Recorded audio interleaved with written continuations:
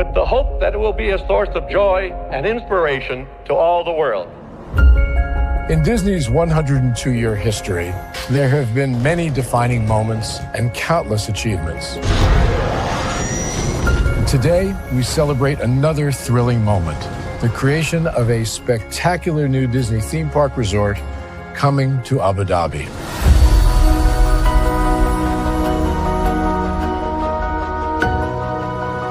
Abu Dhabi is a place where heritage meets innovation, a place where we preserve our past while designing the future. Bringing a Disney theme park resort to Yas Island, Abu Dhabi, marks a historic milestone in our journey as a global family destination. The 7th Disney theme park resort destination represents a new frontier in theme park ambitions. Our resort in Abu Dhabi will be the most advanced and interactive destination in our entire portfolio. The location of our park is incredibly unique. It's anchored by a beautiful waterfront, which will allow us to tell our stories in completely new ways. Ultimately, this project will be a celebration of what's possible when creativity and progress come together. What we are creating with Disney in Abu Dhabi is a whole new world of imagination and experience that will inspire generations across the region and the world.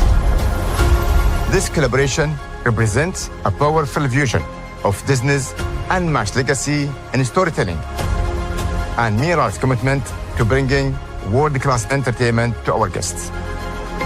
Abu Dhabi's vision for the future is to create a legacy for generations to come. Disneyland Abu Dhabi will be authentically Disney and distinctly Emirati. An oasis of extraordinary Disney entertainment at this crossroads of the world. It will bring to life our timeless characters and stories in many new ways, becoming a source of joy and inspiration for the people of this vast region to enjoy for generations to come.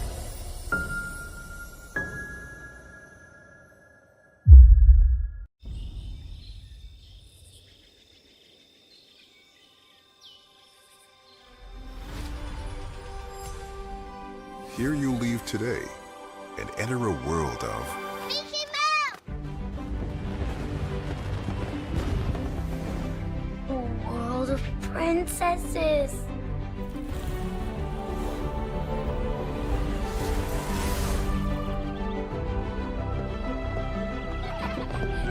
A world of villains.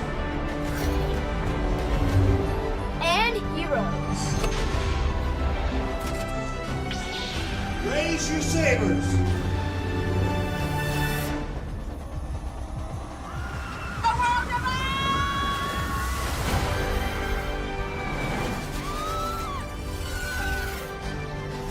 A world of other worlds.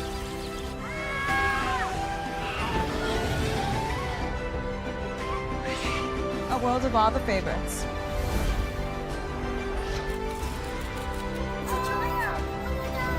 A world of throwbacks.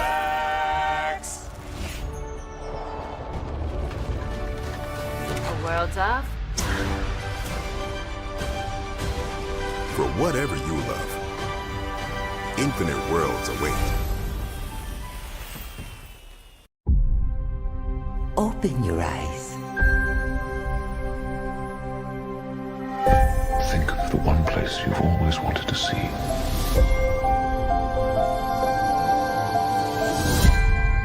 Where our magic comes from? They say if you dream a thing more than once, Please, please, please. it's sure to come true. Everything you see exists together in the great circle of life. There are stories about what happened. It's true. All of it. In every job that must be done, there is an element of fun. I told you she was tricky. Life is full of possibilities. What do you want to be remembered for? The world is in our hands, and we gotta do something with it. I just want to say a word of thanks to all the artists, the workers, all of you, the young and the young in heart.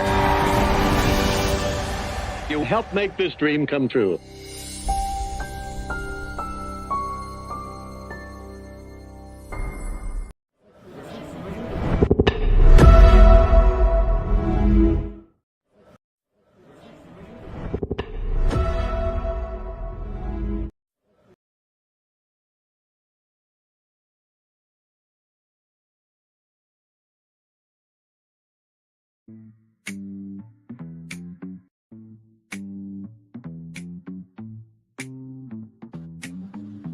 Well, hello.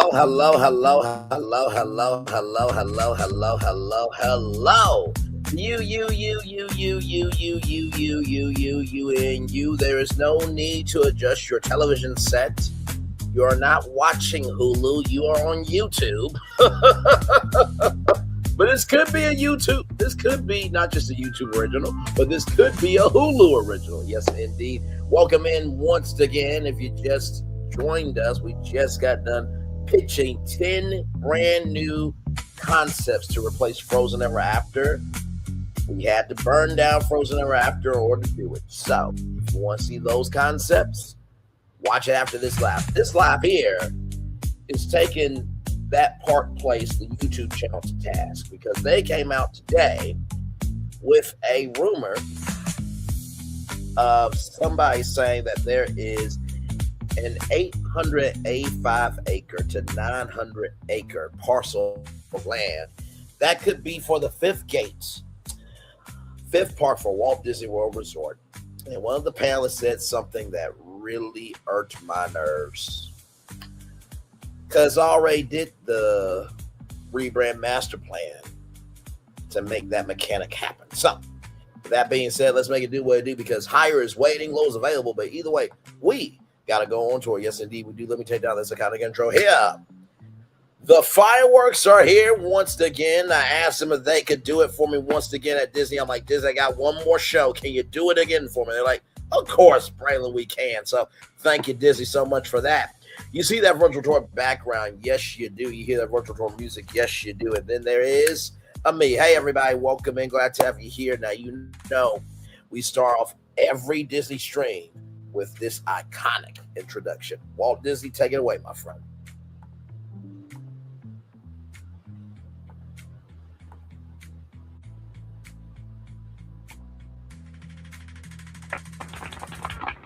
To all who come to this happy place, welcome. Disneyland is your land. Let's have some fun, shall we? One more time. Hey, Linnell, still good to see you. Hello, Danielle Stone, good to see you. Oh, this intro never gets old.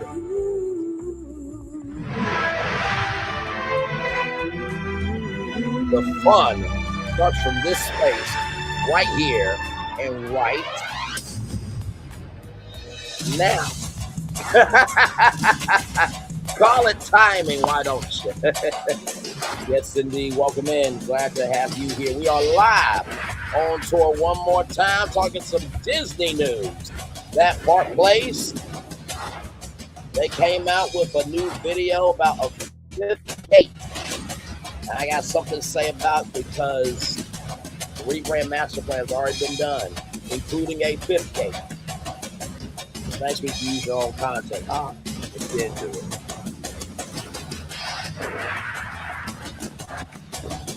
Hello, Papa Charlotte. Welcome in. This is a global event as Walt Disney World, Disneyland Paris, Tokyo Disneyland, Hong Kong Disneyland, and Disney Cruise Line join Disneyland in celebrating 50 years of magic. It's the happiest celebration on Earth. Disneyland is dedicated to the ideals and the dreams that have created America, with the hope that it will be a source of joy and inspiration to all the world.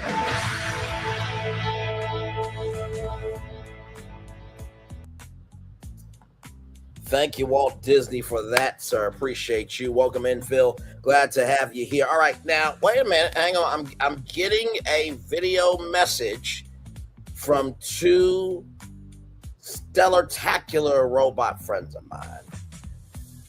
Now they're checked in on the West Coast to a particular hotel. So give me a moment as I bring their video call up real quick.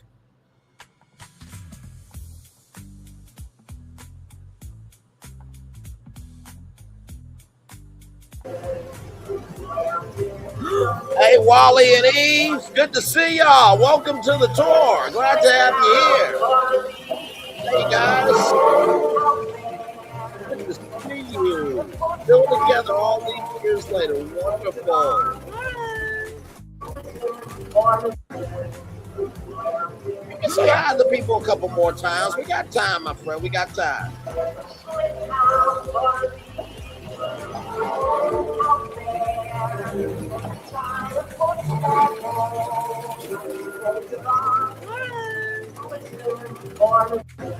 All right, Wally, listen, I love you and Eve, but we got a show to do, brother. So last time, I don't want to do this to them either. It's nice to see them here.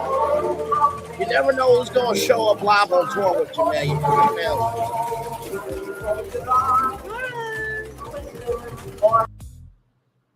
Okay, wait a minute. Hang on a second.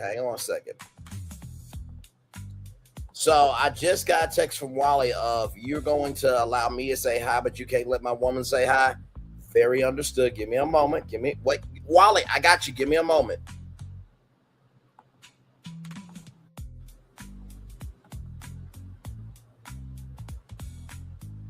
Give me one moment, Wally. Good God, man.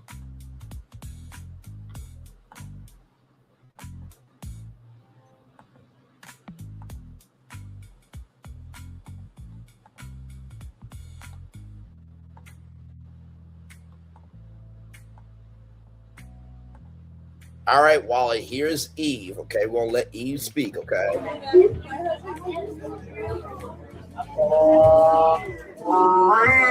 Hey, Wally. Hi, it's nice to meet you.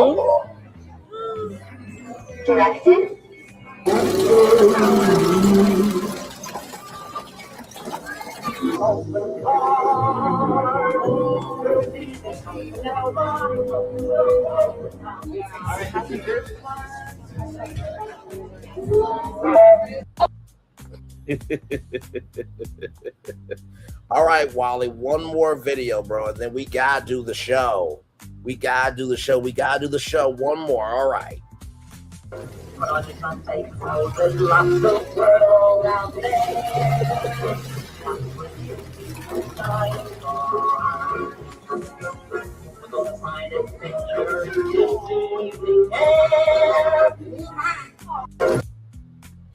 Okay, first of all, sir.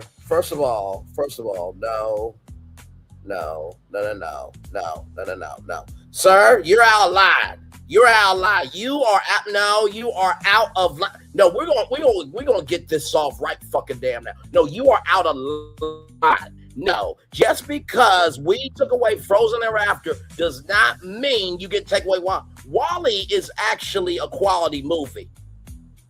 People ride for Wally, and Wally deserves the energy that Frozen's getting.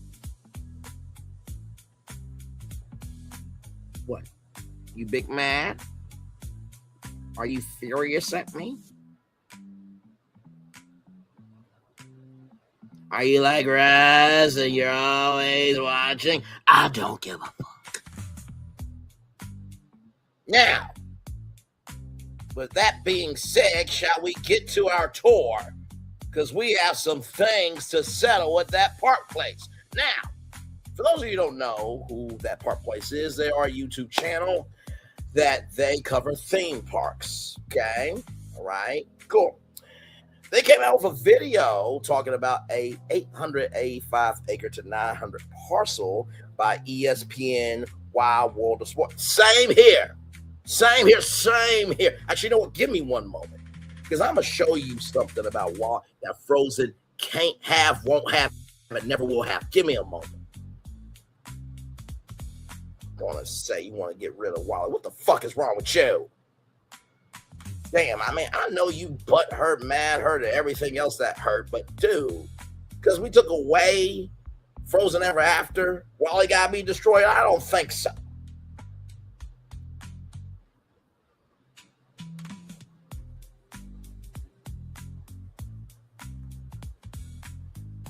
Let me read this to you. Wally premiered at the Greek Theater in Los Angeles on June 23rd, 2008, and was released in the United States on June 27th. The film received widespread acclaim for its animation, characters, story, visual score, sound design, screenplay, and use of minimal dialogue. It was also commercially successful, grossing $521.3 million worldwide, becoming the ninth grossest film of 2008. It won the 2008 Golden Globe Award for Best Animated Feature Film, the 2009 Hugo Award for Best Long-Form Dramatic Presentation, the Final Nebula Award for Best Script, the Saturn Award for Best Animated Film, and the Academy Award for Best Animated Feature, with 5 additional Oscar nominations. The film was widely named by critics and organizations, including the National Board of Review and the American Film Institute, as one of the best films of 2008. It is now widely considered Pixar's magnum opus and among the greatest animated films ever made. Okay, all right, right there, right there. Does Frozen have any of that? I don't think so. I don't think so.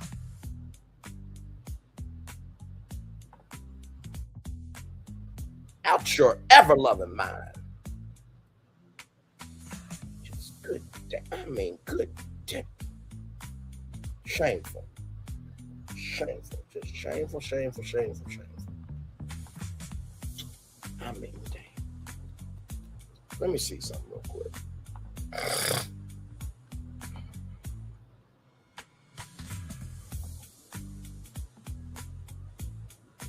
I'm ashamed.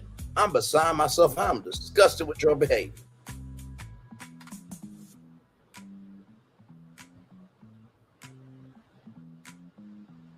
My God. Anyway, let's move on to that park place. Here we go, everybody.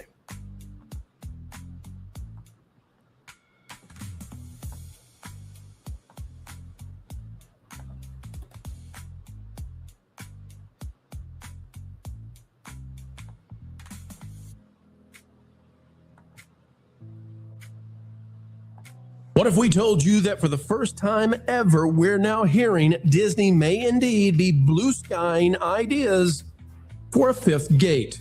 That's right, a new park at Walt Disney World. So when will it be, and what would it be, and what might it include inside said gate? Well, folks, those are all great questions, and we've got answers on the other side.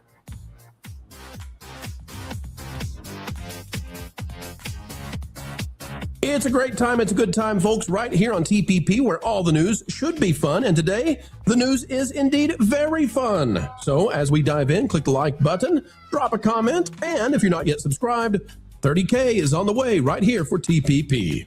All right, folks, it's time for a scoop like we have not had in a very, very long time. We're going to do so carefully, though, because this came from a source that we need to protect, and also because this is a big one, and I don't like getting these kinds of scoops wrong. So we're going to be a little bit coy as we dive into this. Keep some salt with you. It is rumor, it is speculation, but here's what we're hearing. Ladies and gentlemen, we are looking at an area here on Google Earth of about 885 acres. Some might call it 900 acres. That is not in a location that we had ever heard before was going to be used for a theme park at Walt Disney World. Part of the reason it's not is because it's down south of certain lines that matter, and it's near Celebration. But things, they may be changing. And you can see here, we're looking at Disney World to give you some idea of where we're at. This is Magic Kingdom. You can see the lakes, and you can see the lagoon and all that. Down here, you've got Epcot, and you've got the boardwalk. You've got Hollywood Studios down here. Animal Kingdom is over here, just so you can get your bearings, okay? Just to get your bearings. And down here, south of the ESPN Wide World of Sports Complex, We have a source now that has been right on so many things, and I with trepidation, I am bringing this out there to say we are now hearing for the first time ever, with seriousness, that Disney may be looking at a fifth gate. Now, I have never come out and said anything like this in the past. When others speculate on it or put videos out, we kind of roll our eyes, but here we are this time talking about it. And the reason is because we are told that Disney has to find a way to grow right now. 70% of the profits for the Disney company are coming from Disney parks, the majority. So I'm pausing it here. I want to go back and play that 2 more times for y'all. Okay, here we go. You've got Epcot and you've got the Boardwalk. You've got Hollywood Studios down here. Animal Kingdom is over here, just so you can get your bearings, okay? Just to get your bearings. And down here, south of the ESPN Wide World of Sports complex, we have a source now that has been right on so many things. And I with trepidation, I am bringing this out there to say we are now hearing for the first time ever, with seriousness, that Disney may be looking at a fifth gate. Now, I have never come out and said anything like this in the past. When others speculate on it or put videos out, we kind of roll our eyes. But here we are this time talking about it. And the reason is because we are told that Disney has to find a way to grow right now. 70% of the profits for the Disney company are coming from Disney parks. The majority of those are coming from Walt Disney World. Now, I'm going to do that one more time for y'all. I want you to listen very intently, okay? You've got Epcot and you've got the Boardwalk. You've got Hollywood Studios down here. Animal Kingdom is over here, just so you can get your bearings, okay? Just to get your bearings. And down here, south of the ESPN Wide World of Sports complex, we have a source now that has been right on so many things. And I with trepidation, I am bringing this out there to say we are now hearing for the first time ever, with seriousness, that Disney may be looking at a fifth gate. Now, I have never come out and said anything like this in the past. When others speculate on it or put videos out, we kind of roll our eyes. But here we are this time talking about it. And the reason is because we are told that Disney has to find a way to grow right now. 70% of the profits for the Disney company are coming from Disney parks. The majority of those are coming from Walt Disney World. Wait a minute, and they have turbocharged, and that might not. Dragon House, 1 second. Dragon House, are you from La Renee Creole? Because there is a person named Dragon House or something of dragon. There is the what is it called? The Dark Council, I believe. You know what I mean? So still I might have been told on the first bear, change my mind. Understood. Dragon House, welcome in. Glad to have you here. Just rest, brother, for a minute. I appreciate the enthusiasm, though. I really, really do. Welcome in. Glad to have you here. As you guys heard, 70% of the profits are coming from the Disney parks, and Disney World is the big kahuna in terms of being a money maker. Let's keep going here. Thank you, Dragon House, for being here. Glad to have you here. All right, let's keep going here. Might not be a success. They are essentially giving out 2 tickets a day because they're doing all these special parties at Magic Kingdom. They're trying to find a way now to beat Epic. I can't tell you what's in the Blue Sky development. I can't tell you what the Imagineers are working on, but I can tell you that we've been told to look out for this, and that this might be the new resort area that they could be planning to put in an Epic style new theme park and hotels. This would not happen before Villains Land is done, we're told. So we are looking at something that would be off by maybe 10 years, maybe about 10 years from now, maybe 2035-ish is when this would be getting finished up and ready to go. But for the very first time ever, folks, we're hearing that this is where it would be. You can see this would be along I-4, and you can see this would extend the Disney World lines because the Disney Gate is over in this area. Yeah. This would also put it into new territory in terms of you would have cross traffic going from the Disney property from one side to the other. So, but this is the idea, and this is maybe to counter what Epic is doing. Let's go to Marv, then Ron, and they won't keep moving on through the panel, but we'll just work our way down. Marv, your thoughts on a 900-acre area potentially being set aside at Disney for Blue Sky, a 5th gate in the next decade or so. What are your thoughts here? What IPs that it could even be successful. I think a fifth gate is 100% necessary, but I don't know if that's the place to put it. You want to put it next to one of the busiest highways in America where traffic jams are constantly happening. You're going to be able to hear horns blaring and stuff like that. I question the logic in that. But yeah, I think a fifth gate is logical. If they are actually looking at it, then I think that's a step in the right direction. I think they realize that Cars Land and Villains Land and Monsters Incorporated Land and Encanto Land, these things alone are not going to challenge Epic Universe. Now, if you had put all of these things together in a fifth gate, that would have gotten people excited, and that would have actually maybe, gotten people excited toward the future. People would stop talking about Epic as much. But right now, Epic is still the big new thing because it's got IPs like Mario, like Harry Potter, like How to Train Your Dragon, the Universal Monsters, things that are very, very much in right now. As far as IPs, I mean, I don't know, maybe if Disney does in fact buy Epic Games, maybe they would do some kind of Fortnite or, try to... Let's reverse that 2 more times. And that would have actually maybe, gotten people excited toward the future. People would stop talking about Epic as much. But right now, Epic is still the big new thing because it's got IPs like Mario, like Harry Potter, like How to Train Your Dragon, the Universal Monsters, things that are very, very much in right now. As far as IPs, I mean, I don't know, maybe if Disney does in fact buy Epic Games, maybe they would do some kind of Fortnite or, try to incorporate, gaming stuff into it. Have actually maybe, gotten people excited toward the future. People would stop talking about Epic as much. But right now, Epic is still the big new thing because it's got IPs like Mario, like Harry Potter, like How to Train Your Dragon, the Universal Monsters, things that are very, very much in right now. As far as IPs, I mean, I don't know, maybe if Disney does in fact buy Epic Games, maybe they would do some kind of Fortnite or, try to incorporate, gaming stuff into it. I can't imagine.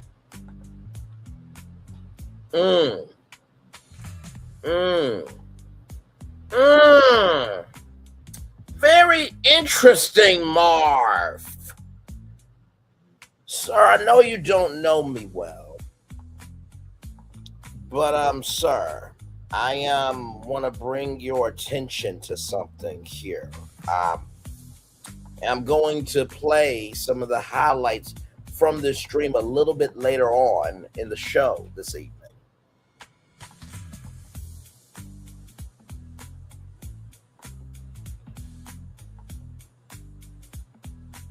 But I just want everybody to see this real quick.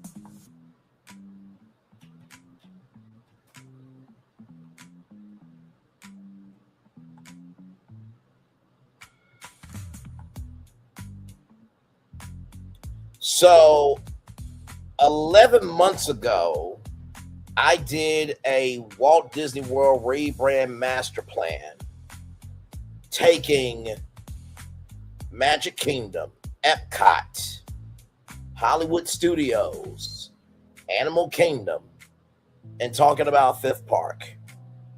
Then Josh D'Amaro, formerly the chairman of the Disney Experiences division, did an interview with CNN in Abu Dhabi and said, I wish there was a way to, have a game mechanic relate to the parks. I said, what was Virtual Magic Kingdom?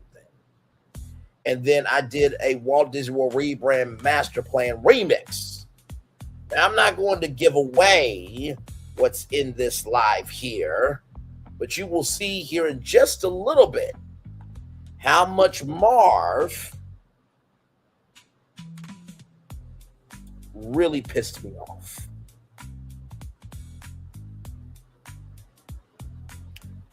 I don't know Marv personally, so this is no smoke to him as a person. But as a theme park commentator, content creator, opinion critic,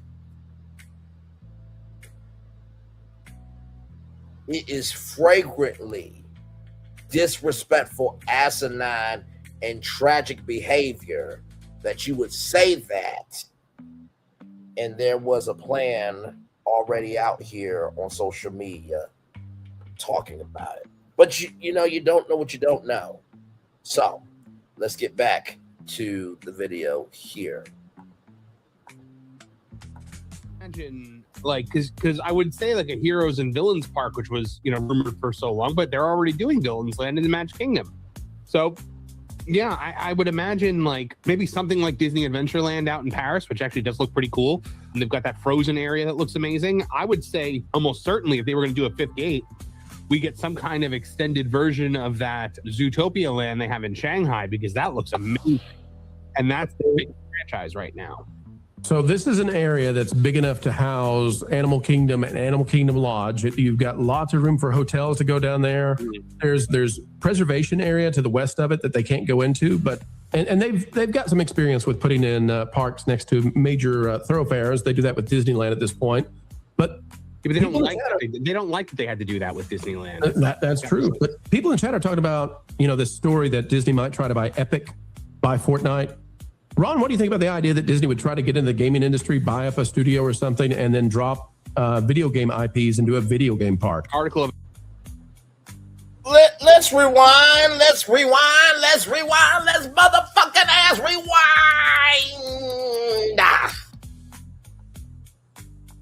At Zootopia land they have in Shanghai, because that looks amazing. And that's the big franchise right now. So this is an area that's big enough to house Animal Kingdom and Animal Kingdom Lodge. You've got lots of room for hotels to go down there. There's preservation area to the west of it that they can't go into, but and they've got some experience with putting in parks next to major thoroughfares. They do that with Disneyland at this point, but they don't like that they had to do that with Disneyland. That's true. But people in chat are talking about this story that Disney might try to buy Epic by Fortnite. Ron, what do you think about the idea that Disney would try to get into the gaming industry, buy up a studio or something, and then drop video game IPs and do a video game park? Article about that now on Geeks. One more time. Animal Kingdom and Animal Kingdom Lodge. You've got lots of room for hotels to go down there. There's preservation area to the west of it that they can't go into, but and they've got some experience with putting in parks next to major thoroughfares. They do that with Disneyland at this point, but they don't like that they had to do that with Disneyland. That's true. But people in chat are talking about this story that Disney might try to buy Epic by Fortnite. Ron, what do you think about the idea that Disney would try to get into the gaming industry, buy up a studio or something, and then drop video game IPs and do a video game park? Article about that now on geeksandgamers.com. WDW Pro, I'm pissed off at your ass too. And yes, I know I took a shot at you, but just know it was nothing personal, bro. It was just in the moment. And when I'm in the moment, I say what's on my mind, Ash, do you. But honestly, bro, we've had chats in La Renee Creole's chat. You do have some good takes here and there, but I feel like sometimes your takes are more of frustration rather than how can I put it? Cohesive connection. Sometimes your takes are more of from a frustration standpoint than a cohesive connection point of view.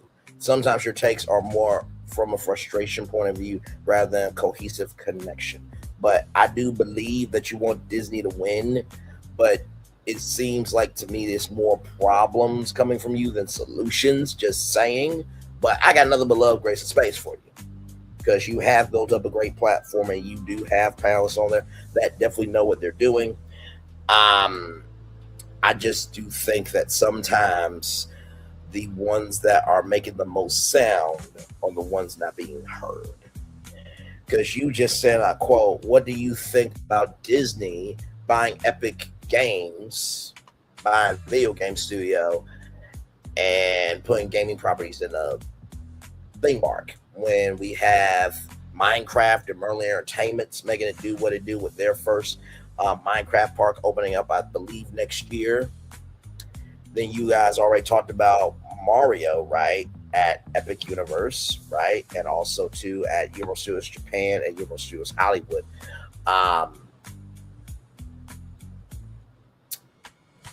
Yeah, and also too, there are other video game brands, for example, like Pac-Man. There's like a real life Pac-Man maze experience overseas. So even video game brands are recognizing they need to expand out. Even Sega is trying to partner with other theme parks to be able to bring Sega out to the theme park space, right? So it's definitely happening. And let's do some Disney history here for a minute, everybody.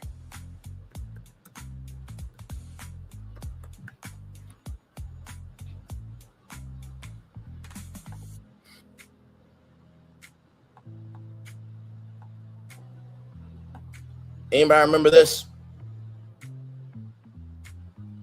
I'm just asking questions. I'm just asking questions. I'm just asking questions. I'm just asking questions. What do I always say to y'all? If you understand the moves that are happening around you, you'll understand what you're seeing in front of you. Hey, Linnell, still good to see you, beautiful. If you understand the moves that are happening around you, you'll understand what you're seeing in front of you. If you understand the moves that are happening around you, you'll understand what you're seeing in front of you. If you understand the moves that are happening around you, you'll understand what you're seeing in front of you. Let's get to it. Disney Interactive Studios. Disney Interactive Studios Incorporated was an American video game developer and publisher owned by the Walt Disney Company through Disney Interactive. Prior to its closure in 2016, it developed and distributed multi-platform video games and interactive entertainment worldwide. Most of the games released by Disney Interactive Studios will typically tie in products to existing character franchises. On May 10th, 2016, as a result of the discontinuation of its Disney Infinity series, Disney shut down Interactive Studios and exited the first-party home console game development business in order to focus on third-party development of home console video games for other developers. However, it continues to release games on iOS and Android mobile devices under its own label, Disney Mobile, and later revived Marvel Games, Lucasfilm game labels, and for licensing of third-party developed games based on Marvel and Lucasfilm properties, respectively. Disney Electronic Content is a spiritual successor to the company. So you have Walt Disney Computer Software, Buena Vista Software, Disney Interactive, and Buena Vista Games. Now, you may not remember this logo, but you certainly do remember that logo. So, WDW Pro, I just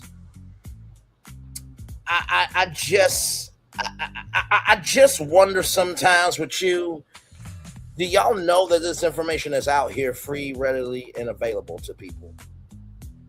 Just asking a question. Let's continue. Because there was another video game developer. If you all remember Bob Iger, my white brother from another mother who believes in not just building one, but building two. Diane Disney, who is the daughter of Walt Disney, asked Bob Iger to do a really big assignment. Can you get Oswald the Lucky Rabbit back from Universal? Now, the trade happened. Here's how the trade happened. Al Michaels was at ABC. Al Michaels went over to NBC Universal, and because of that, Universal gave back Oswald to Disney. Do you know what happened when that happened? Let's go over to here. Junction Point Studios, ladies and gentlemen. Junction Point Studios was an American video game developer based in Austin, Texas, founded by Deus Ex creator Warren Spector. Disney Interactive Studios acquired Junction Point Studios in July 2007.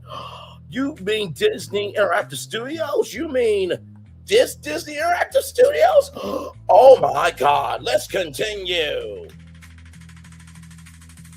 To develop a property based on Oswald the Lucky Rabbit, a character created by Walt Disney but owned by Universal Studios until the character was acquired by the Walt Disney Company from Universal in 2006. The studio was closed in 2013. Okay, all right. So you're still asking about Disney and video games. I wonder if there's another motherfucking ass video game series. Give me a moment.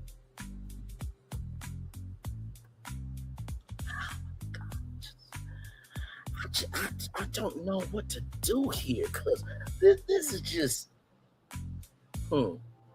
no. You know what? Maybe instead of Villains Land, maybe they should have just made a whole land of this.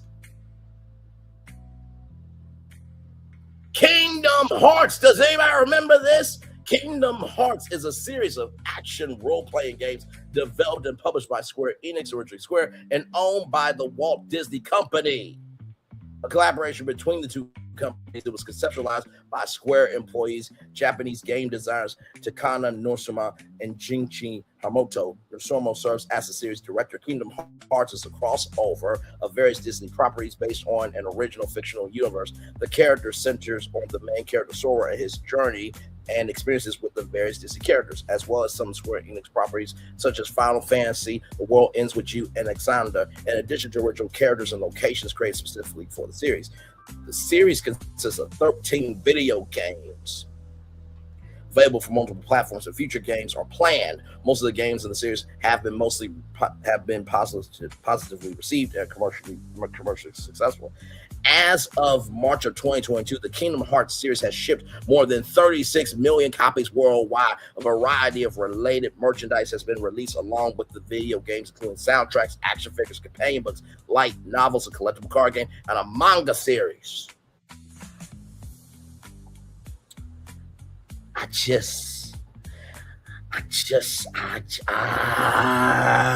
don't like it when people don't know information like this. I don't like it. I don't like it. I don't like it. I don't like it.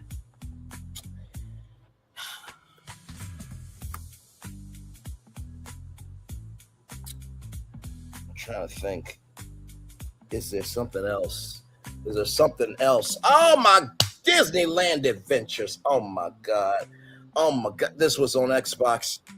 Oh my God. There it is. Oh my God. Right there. Look. Toontown. You actually were a character inside Disneyland Adventures. Okay. Okay. You know, maybe that's not enough. Give me some more time, guys. Because let me see. Let me just see something. Ah, yes. Oh, this game here, Club Penguin. Oh my God, Disney Club Penguin. Oh my God, there was this game too.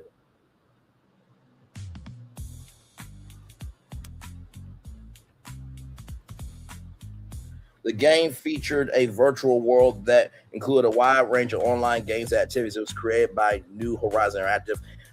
Players used cartoon penguin avatars and played in an Antarctic-themed open world. Disney's Club Penguin. I wonder if there was something else.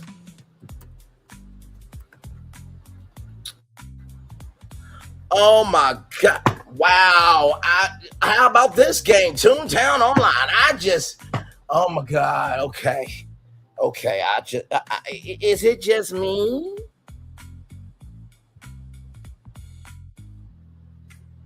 Is it just me? Is it just me? Is it just me? Or has Disney been doing video games for a while now?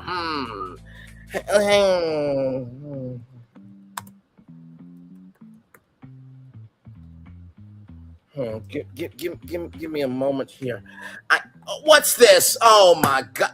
I mentioned it that I did a live on this virtual Magic Kingdom that was a part of the happiest celebration on earth. It was supposed to stay around for a year, but then they made a MyVMK server to continue the game. Oh my God.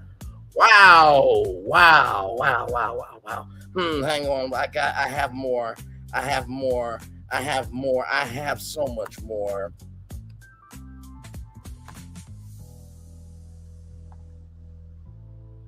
Oh, here's this game here, Disney's Magic Kingdoms here. It's a 2016 city building game developed and published by Gameloft. It's themed off of the Disney parks. Okay, yeah, there's that. No, Bray, there's got to be more out here, and there is. Let me see.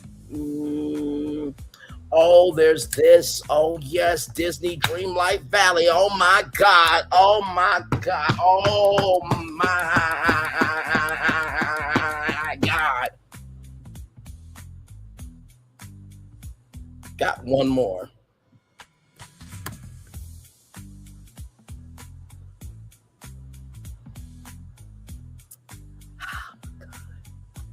And how about this one, just to top it all off? Oh my God.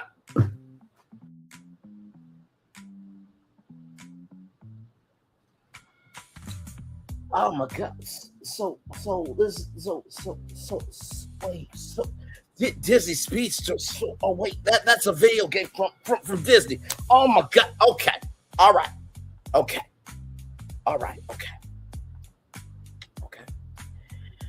Let me go with this because maybe this might help out too. February 7th, 2014.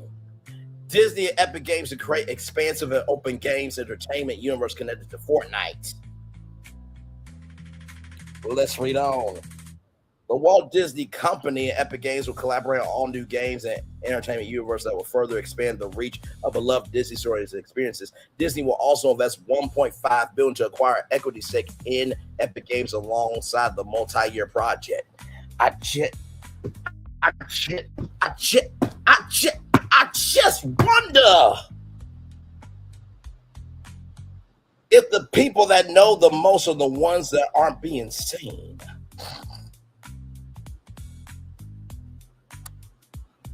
Clock that. Let me read that. Let me read that sentence two more times.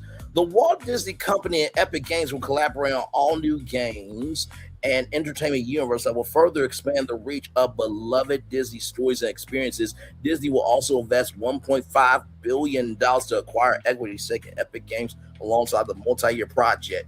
Let me read that one more time. The Walt Disney Company and Epic Games will collaborate on all new games and entertainment universe that will further expand the reach of beloved Disney stories and experiences. Disney will also invest $1.5 billion to acquire equity stake in Epic Games alongside the multi-year project. So let's go back to WEW Pro's words real quick.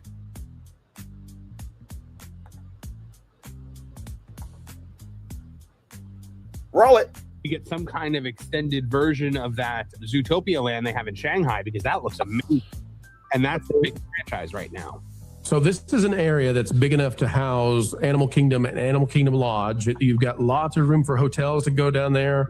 There's preservation area to the west of it that they can't go into, but and they've got some experience with putting in parks next to major thoroughfares. They do that with Disneyland at this point, but.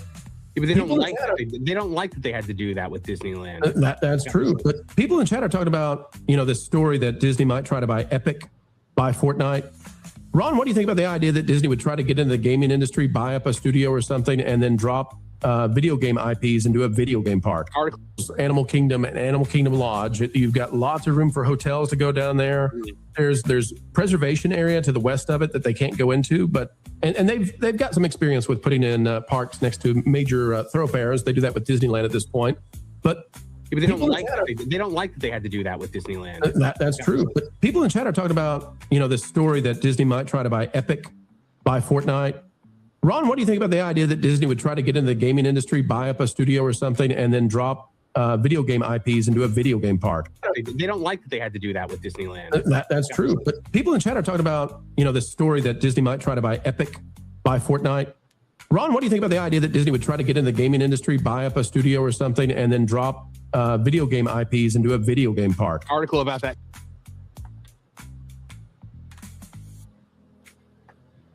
You know what? Let's just give 1 minute and 30 seconds of silence. Okay, let's just do that.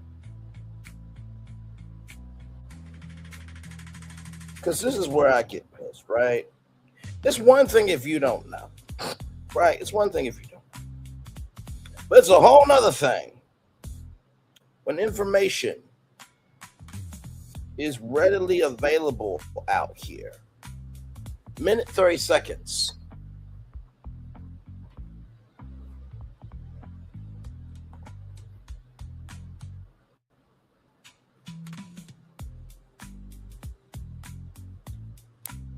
What's up, Kraken Squid? Welcome in.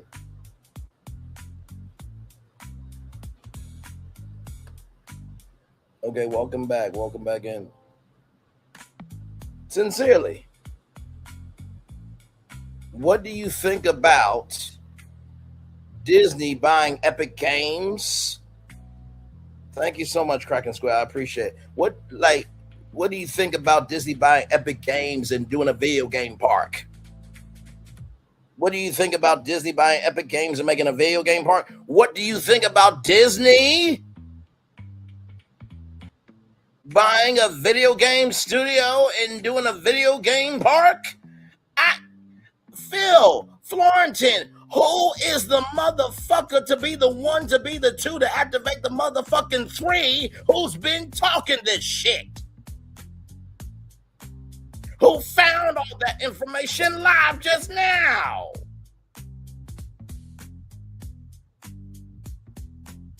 Who is that person that has been teaming up with two other legends?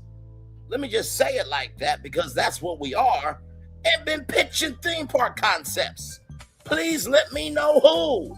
I'm curious. Please, somebody give me a fucking answer.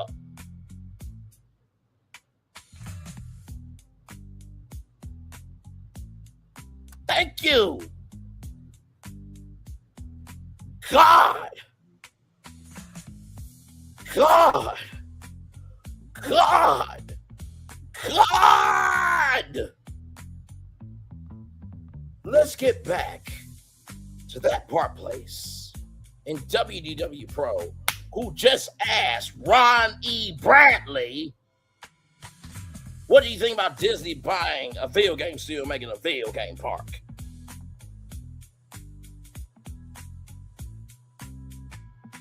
You're asking Ron E. Bradley? No disrespect to Ron E. Bradley. Proud of what you've done with the dish, brother. Really am.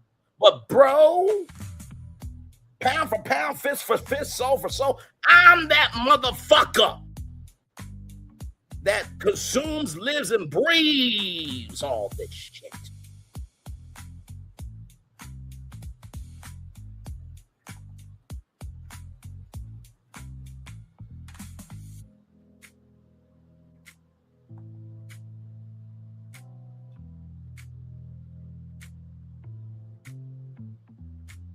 By the way, let's go back to Resort Recon, which, by the way, I saw a trailer for Resort Recon is back, talking about all things up at Universe from La Renee Creole. Excited. I hope I can still be a guest because we were supposed to still collaborate, or you said I was going to come back on at some point in time. But on that Resort Recon, for those of you who remember, who pitched the Mario Kart Rainbow Road roller coaster on Resort Recon? Oh, tag yourself in. That was me.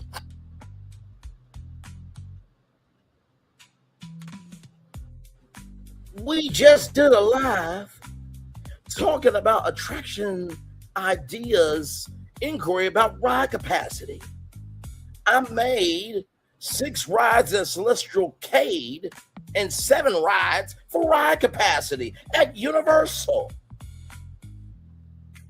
I talked about how that Rainbow Road roller coaster that should be there and not Fast and Furious. And then next door is the new Dog City Town Hall indoor ride with Pikachu because there's a partnership with Pokemon and Universal. Then you have Zelda at Alice of Adventure, which everybody's been rumoring about for years. But then talked about Toon Lagoon and how Al Delfino could come into Toon Lagoon for a Super Mario Sunshine rebrand, but then bumped it with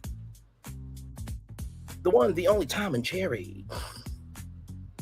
But now we think, if we go back to Nintendo, you got Mario Kart, New Dog City, Super Mario Odyssey. So you got Mario Kart, Super Mario Odyssey in at Universal Studios Florida. You got Zelda Islands of Adventure, and then you got Super Nintendo World at Epic Universe. The same idea that happened for Harry Potter. And then I added Super Monkey Ball to the San Francisco area. And then brought Yoshi's Island, which, by the way, the Super Mario Galaxy movie's out. Take out the Simpsons and put Yoshi there. Oh my God. I'm just asking a question, right? No disrespect to Ron the special armor disrespect to any of your panelists, WDW Pro. But did you, WDW Pro, and your panelists know all that information I just pulled up in those lives? I did those lives. I remember every beat of those lives. Let's go back to you asking a question to Ron that has already been answered by me live. Let's get back to WDW Pro and that part, please. Child, I cannot. That now on geeksandgamers.com, by the way. Yeah. Look, Mario is huge, and the Super Nintendo world, I think first of all, it's incredibly popular, obviously, the Epic universe, and I think it's going to expand. I think we might see Zelda, we might see Luigi's Mansion, who knows? So it could be a good idea, sure. But when I look at the land that you sectioned off there, the first thing that came to my mind is, dear Lord, what if they just decide to do DVC Village?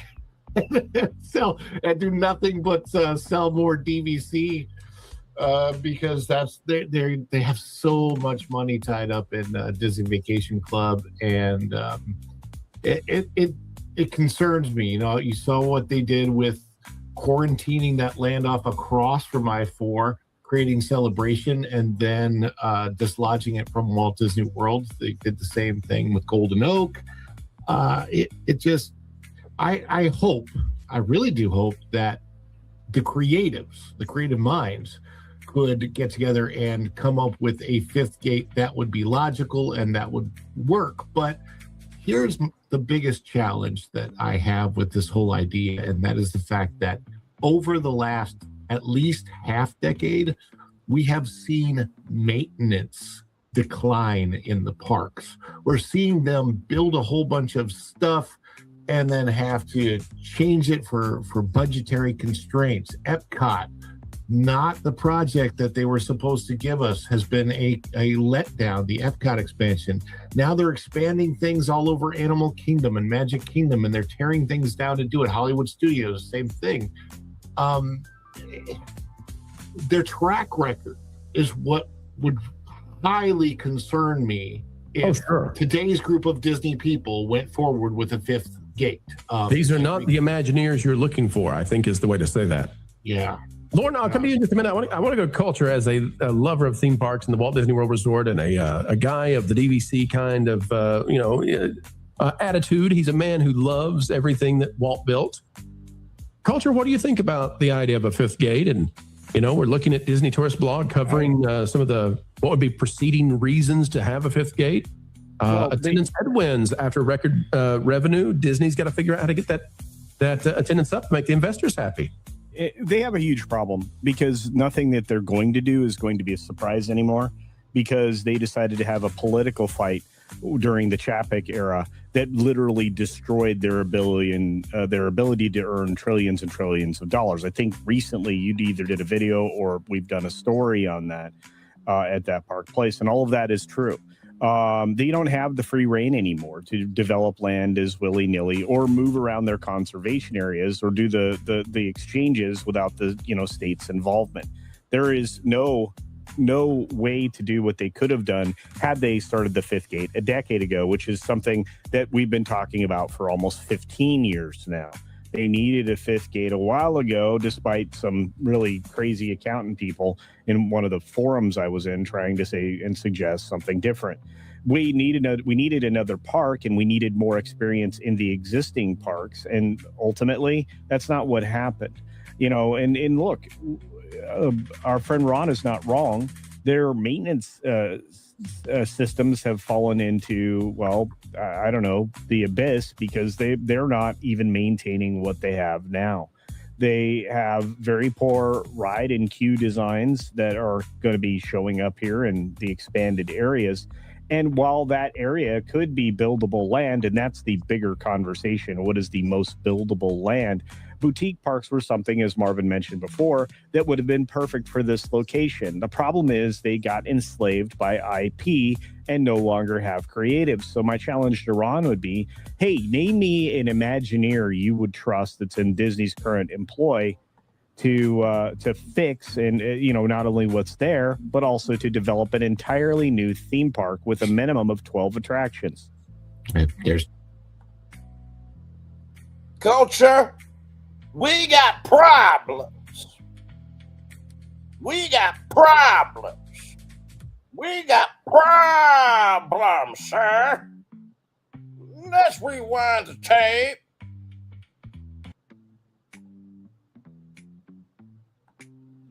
Is the most buildable land.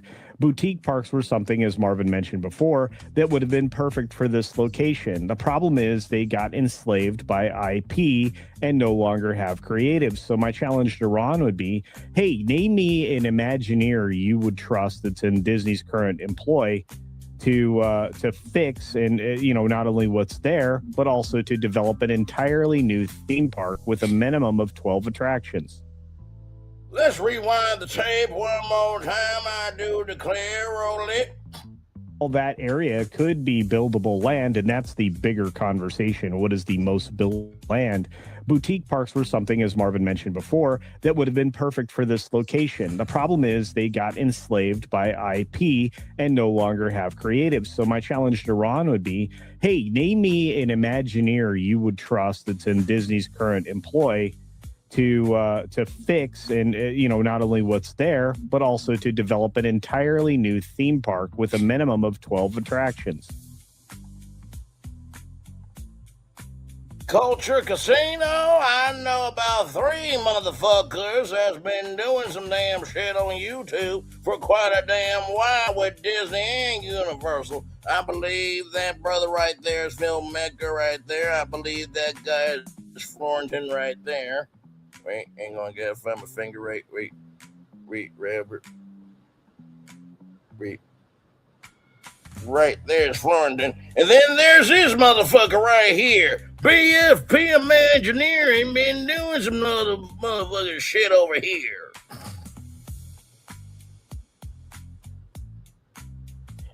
What have we done with Disney? Let us count the ways. We've done a whole, as the fireworks are going off behind us here, we've done a whole Epcot hotel pitch. We redid Animal Kingdom. Brought Ice Age to Animal Kingdom. We brought Happy Feet, which is owned by 20th Century Fox, to Animal Kingdom. This dude right here, I said, listen, Snow Dogs, Snow Buddies, this motherfucker turned the whole idea of that into a whole tundra. Imagination Wood Studios.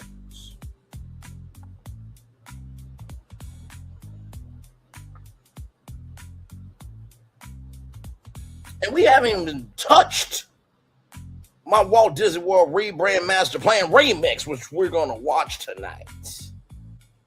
All of it, so you can see that there have been people who've been doing this shit. So maybe, Culture Casino, and you're not wrong here, sir, that they have been stuck on intellectual property and they don't have any creatives. So maybe it might be time, shout out to Theme Park News Network, to bring back the Rockstar Imagineers and have multi-year contracts and deals to be able to get Disney updated.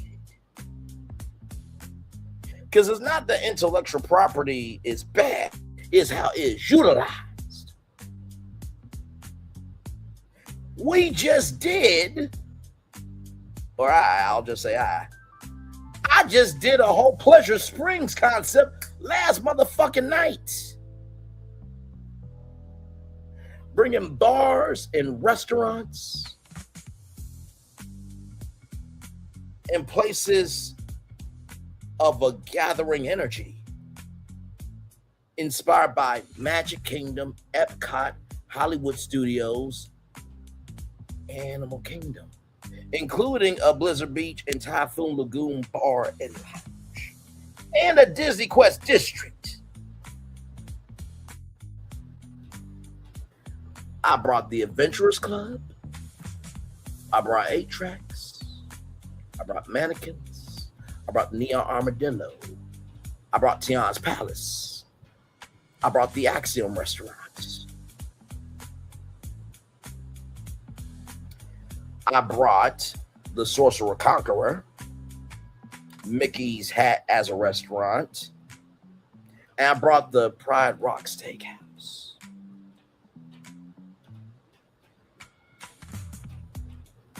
You're asking questions that there's already answers for. Culture Casino.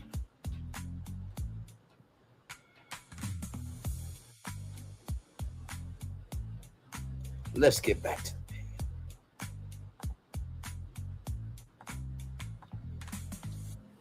There's not one. I mean, there's literally not one. And that's the problem. You want to say that again, Ron? Fix and not only what's there, but also to develop an entirely new theme park with a minimum of 12 attractions. There's not one. I mean, there's literally not one. And that's not only what's there, but also to develop an entirely new theme park with a minimum of 12 attractions. There's not one. I mean, there's literally not one. And that's the. So there's not one currently, but y'all don't think that Disney just opened up the gates that there could be some people that could do this thing? Because Disney can still win. They can. I've been saying y'all for the longest time, it's not that people don't love Disney, they just don't love this version of Disney. D23, Destination D23 was marriage therapy for the Disney fans. This D23 Expo, which they say is their biggest one yet, is the wedding day. If Disney doesn't fulfill their end, people are going to be start signing divorce papers. I've been saying this shit. Let's continue. From Ron's point of view, there's not one. There's not one. There's nobody that can say it. No, there's nobody. I don't know of one person that can say it. No, I don't know. I don't know of 2 nor 3. I don't even know there could be a new division that could be made to bring the scales to be balanced at Disney. I don't.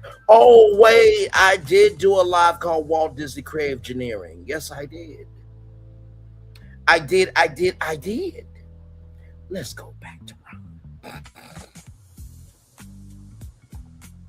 True Imagineers are out here. They may not be in the company, so you're saying there's. So yet you say there's not one. Very agree. Let's repeat Ron's words a couple more times. Fairly new theme park with a minimum of 12 attractions. There's not one. I mean, there's literally not one. And that's fairly new theme park with a minimum of 12 attractions. There's not one. I mean, there's literally not one. And a fairly new theme park with a minimum of 12 attractions. There's not one. I mean, there's literally not one. And that's the problem. There's not one. And that is a new meme. There's not one. There's not one. There's not one. There's not one. There's not one.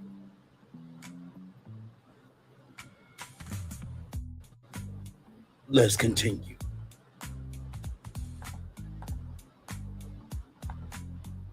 The problem. Creativity is not something we associate the name Disney with anymore. And it doesn't matter whether it's theme parks or film or television. They're abandoning any of the creative outlets that they had as they slowly give up on all their cable offerings. How deeply was Disney it Channel, Florence? et cetera. And everything is, creativity is not something we in Disney's current employ been perfect for this location. The problem is they got enslaved by IP. Hey, name me an Imagineer you would trust that's in Disney's current employ to fix and not only what's there, but also to develop an entirely new theme park with a minimum of 12 attractions. There's not one. There's literally not one. There's not one. There's literally not one. There's not one. There's literally not one. There's not one. There's literally not one. There's not one. There's literally not one. There's not one. There's literally not one. There's not one. There's literally not one. There's not one. There's literally not one. There's not one. There's literally not one. There's not one. There's literally not one. Okay, last time. There's not one. There's literally okay, for real. There's not one. There's literally all right, not for the one. last There's time. not one. Last time. There's literally not one. There's not one. There's literally not one. And that's the problem. Creativity is not something we associate the name Disney with anymore. And it doesn't matter whether it's theme parks or film or television. They're abandoning any of the creative outlets that they had as they slowly give up on all their cable offerings, Disney Channel, et cetera, and everything is essentially on in a giant yard sale, or could possibly be. They have accumulated debt without any reason why we should suspect they'll pay it off. The Fox deal was a giant boondoggle from beginning to end. And at this point, the only company that's playing with house money is Comcast and their Universal Parks. If you look at the theme park industry right now, there's only one healthy company, Comcast Universal. And that's unfortunately the truth. Look at what they're doing in their animation division. We just talked about it for a while earlier. It's, Super Mario. Super Mario is going to have back-to-back hits and at a scale that Disney used to, compete with. Disney's no longer competitive in the creative marketplace because they subjected themselves to a board of directors that were dictated by the likes of BlackRock and Vanguard. All of this is interconnected. And anytime I try to line up all the points of light to the neo-Marxism that was, basically a new authoritarian leadership direction for not just Disney, but other, creative corporations to change the cultures to make it more acceptable to the population, the more it was rejected. And I would say this, that Disney in almost everything at this point has been on the wrong side of an 80-20 issue. And that speaks to a lot. So I'm not quite as dour over AI or Disney as maybe somebody like Lauren. I just have an opinion that there has to be a shift somewhere, or Disney will basically find itself acquired by someone else. Yeah, Lauren. So Lauren, you recently went to Epic Universe and saw what the premier theme park in Florida looks like. Lauren, if Disney could somehow wrestle back some of the Imagineers that went to Universal and still work there, making this great stuff, what would you like to see at a future fifth gate at Disney? What is it they could do to catch up with Epic? You're muted, Lauren, much like Disney's Imagineers. If it were me, I think that what they could really use is something that focuses on great literary works of the past and maybe a little bit of Americana. And a water feature might be kind of nice to have as well. So I would probably have the main feature of the park be something that you might call something like Rivers of America. And you might put a riverboat in there. And possibly some sections that would be paying homage to, say, Mark Twain. Something like a Tom Sawyer's Island. I don't know. There's a few things that you could do. Maybe a wilderness fort, something like that. Something that would really harken back to what made America great and the kind of. I really can't wait until we go to my rebrand master plan, Lauren, because, Lauren, I got problems with you too, bro. And you a little bit older than the rest of them. So I'm going to give you a little love, grace, and space. But I do believe that I did touch on Americana. Who is the motherfucker that said, and I quote, Tom Sawyer Island could have stayed and they could have did Grandpa Kermit and all the Muppets had grandmas or grandpas to leave their connection to Tom Sawyer Island. So that way, people could have the Muppets and still have a tie to what Walt Disney built with David Crockett. Who was that motherfucker that said that out loud? I'm trying to think. Oh my God. Y'all help me out, please. It's been a long damn day. I mean, sincerely.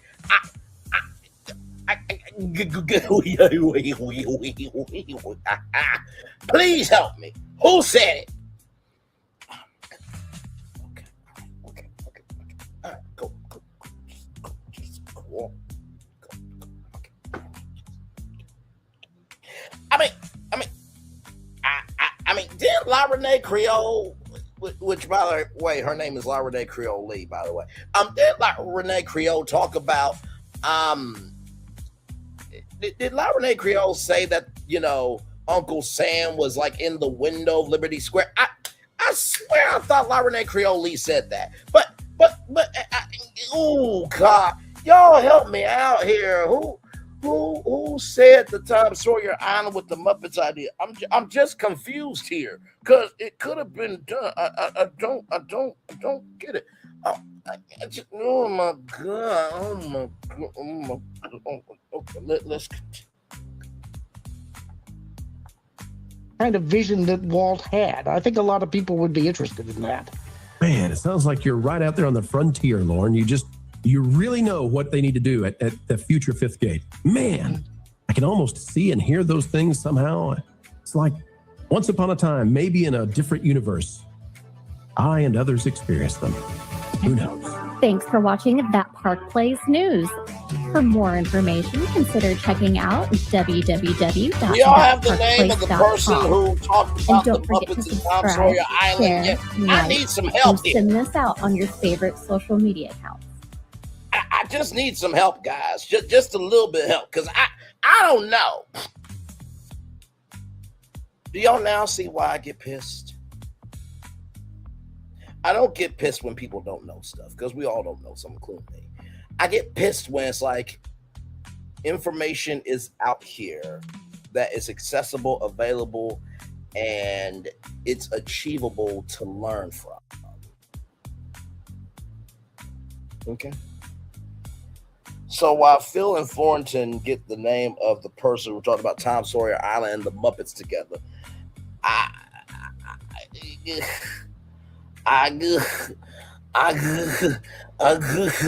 so and Uncle Sam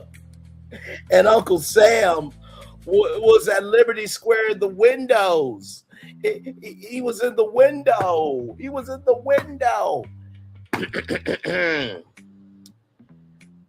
Uncle Sam went through a window. Uncle Sam went through a window.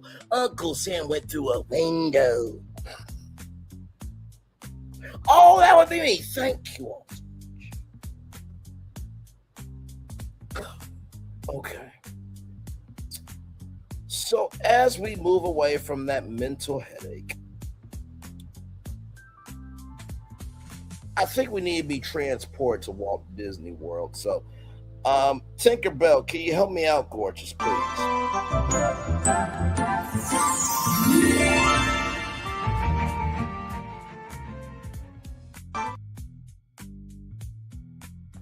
Thank you, beautiful. We're going to take a little commercial break, and we're going to be right back right after this.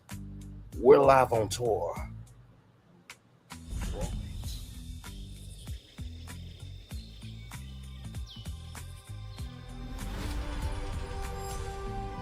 Here you leave today and enter a world of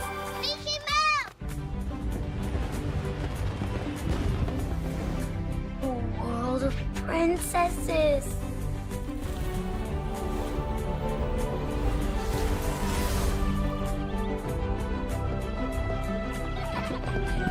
A world of villains.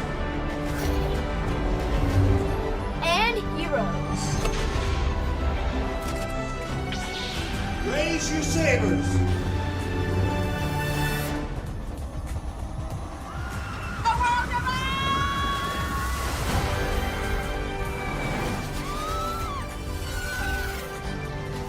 A world of other worlds.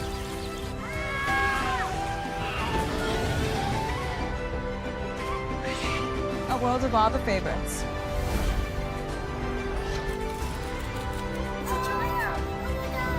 A world of throwbacks.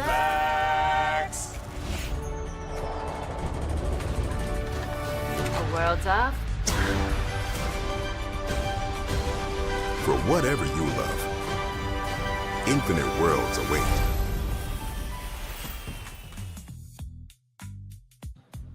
Welcome back. We're live on tour. If you're wondering why my face is like this, it's because I just heard for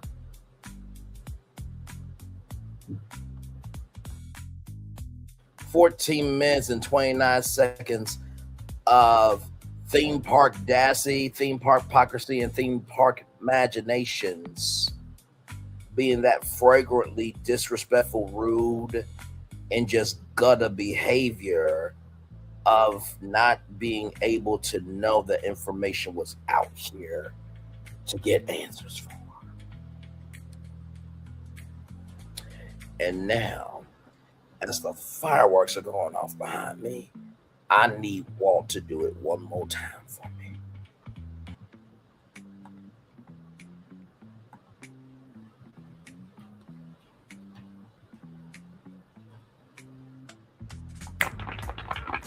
To all who come to this happy place, welcome. Disneyland.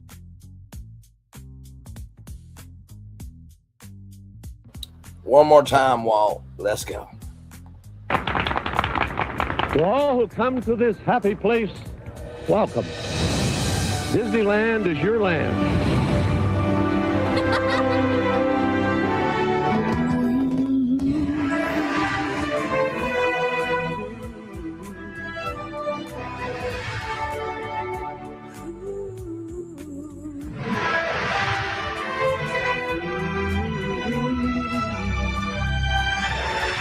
Right from the space, right here, and right now.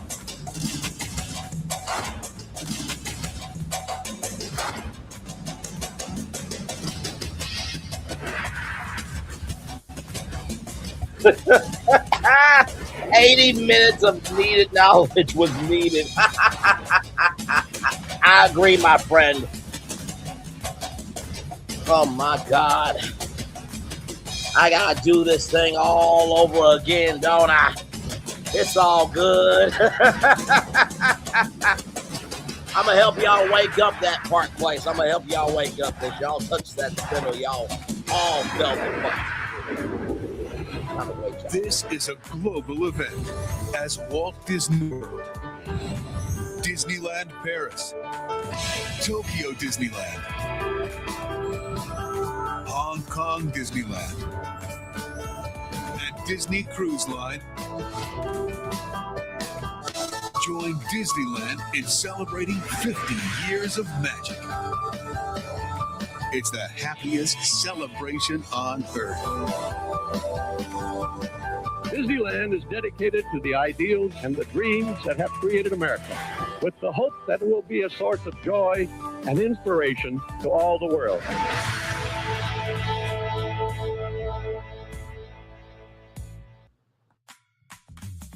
Thank you all. Let's do it again, everybody.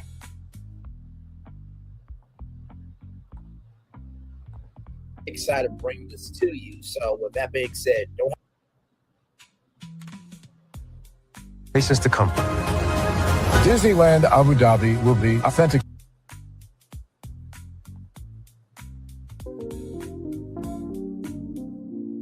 Y'all know how much I love a good intro. Welcome in, everybody, to Braylon Lee's Virtual Tour Live. We are live on tour once again tonight. We are talking about the Virtual Magic Kingdom and the Walt Disney World Rebrand Master Plan Remixed, okay? Or Remix, if you want to go that route.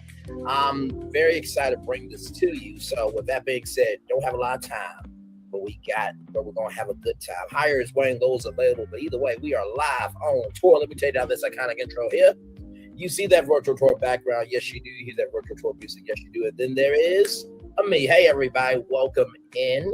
Glad to have y'all here. Now, I do have a mechanic that we're going to be using a lot tonight. Tank.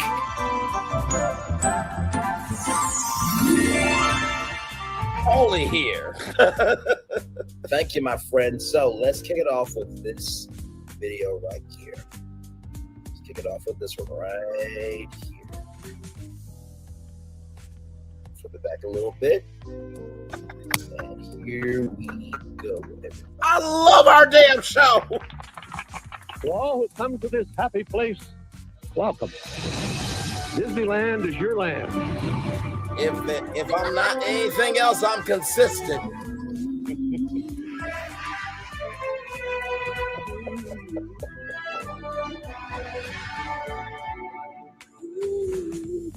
Oh.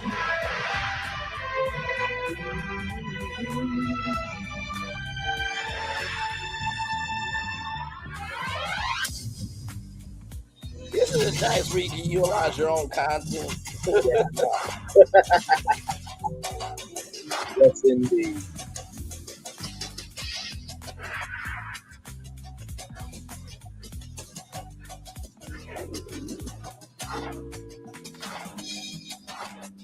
If you really think about this, the background is in the background. That background is in the background. That background's in the background. That video you just saw live is the same video happening there. So you're inside a video, inside a video.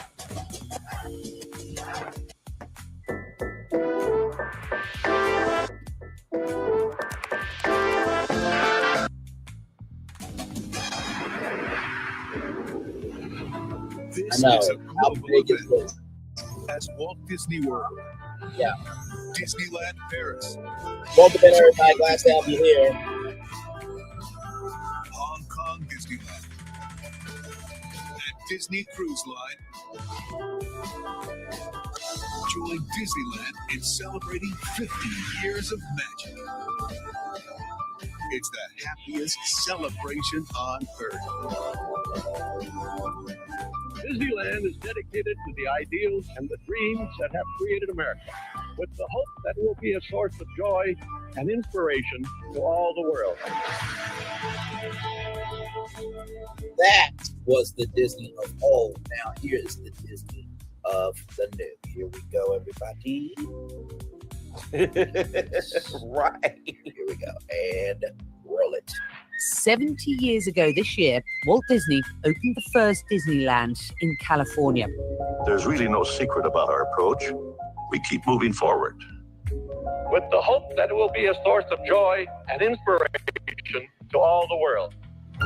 Now, for the first time in 15 years, a brand new Disneyland has been announced, and it's coming to Abu Dhabi.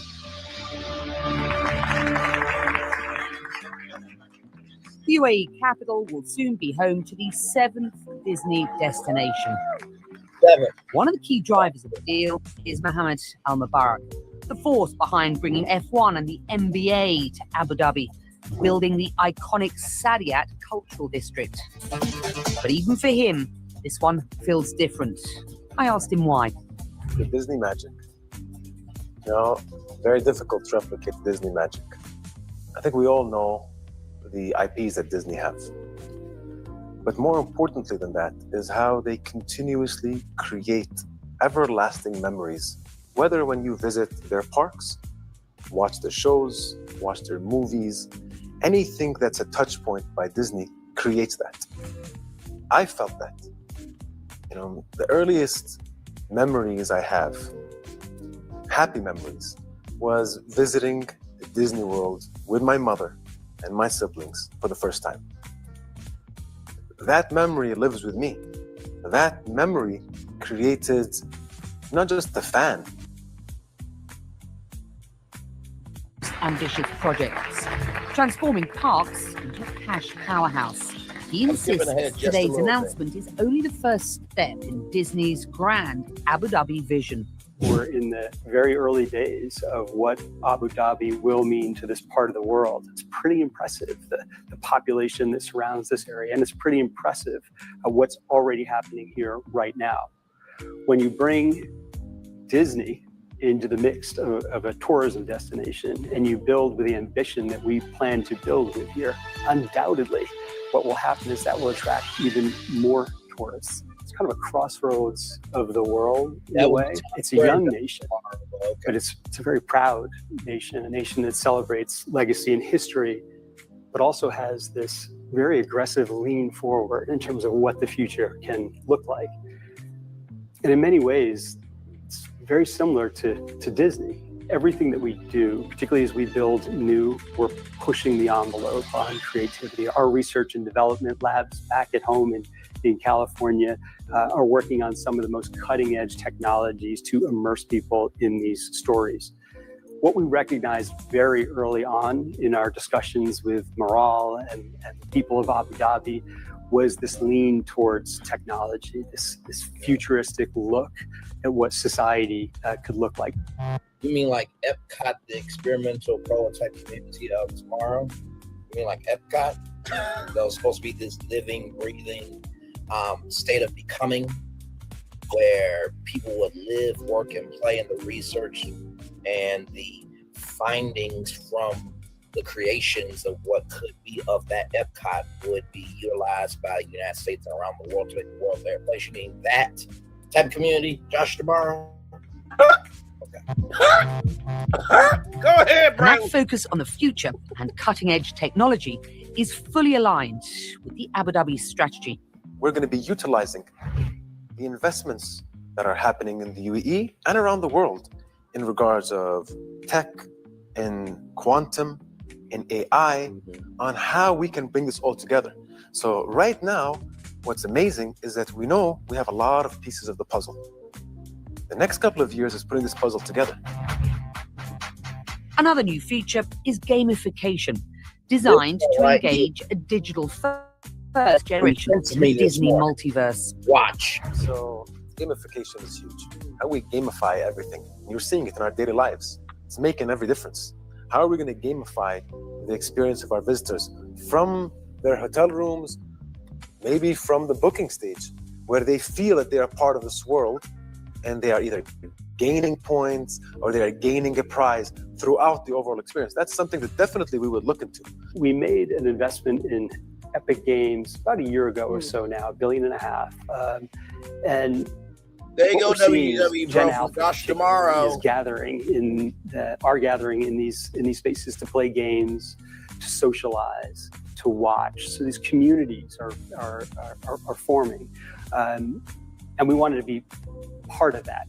Think about a Disneyland theme park inside of a virtual environment. And by the way, back and forth. Like I said, I wonder for example, if Disney already did something. That experience you have there, you might be able to carry back to a theme park. Interesting. So we're really pushing hard into the space. And with the new park that we're building here in Abu Dhabi, we've got an opportunity from ground up to think about how games and interactivity cannot be just something you do at home or on your phone, but how it interplays with the actual park.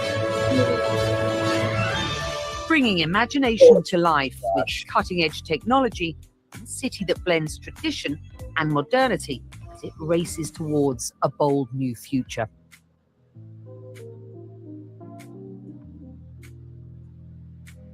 My God. So,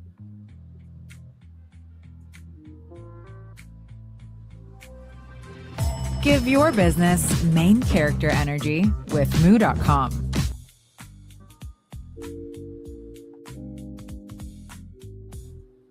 So with that being said, y'all, let's look at this, because when I saw that, it incensed me to no end.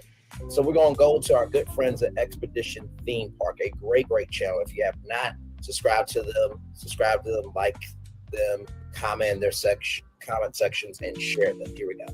In a time when Disney parks are pushing out more virtual ways to experience their offerings than ever, let's take an expedition back 15 years to their first digital content push, when they created a massively multiplayer online game, giving players the chance to visit a virtual Disney park. Launched as part of the happiest celebration on Earth, it was closed just a few years later. Pay attention to this right here. BMK Central. Remember how Josh tomorrow said that he would like it if, there could be a virtual Disneyland? and it could somehow impact the real world, pay attention to this right here. Right here. I want you to keep that right in the front. Pay attention. Right, okay, I want you to keep that right Pay there. attention. Roll it. Pay attention. Class is in session, everybody.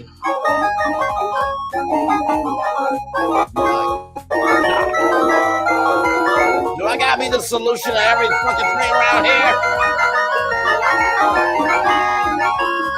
50 years later, people still walk down Main Street, USA, stop and look around in wonder and awe, knowing that Walt Disney was there and that Disneyland is where it all began. 2005 marked the 50th year of the Disneyland theme park, which opened on July 17, 1955. To celebrate, the resort launched the happiest homecoming on Earth.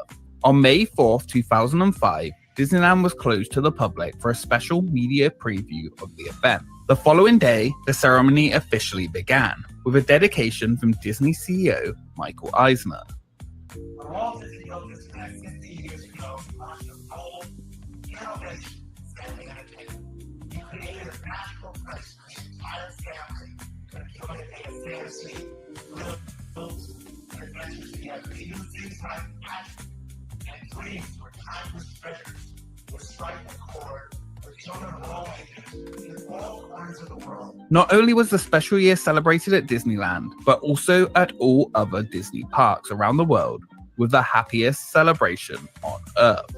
For those who are unable to get to the parks, though, there was another way to enter Disneyland: Virtual Magic Kingdom, or VMK, as it was known.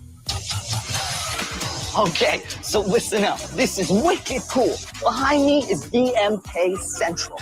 I'm talking Virtual Magic Kingdom. You swing in here and the game changes.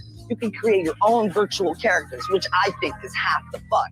And then you embark, my friends, on a quest for virtual points, good for prizes, which are not virtual, and special powers, which make you the man or girl, whatever. It's sweet. Oh, and you can jump on it at home right now if you want. Just go to vmk.com to check out the multiplayer free online gaming. There are thousands of people virtually hanging out there, so check it out. Developed by Walt Disney Parks and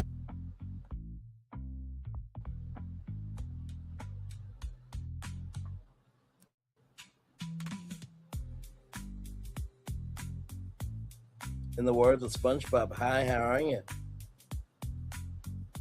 In the words of SpongeBob, hi, how are you? In the words of SpongeBob, hi, how are you?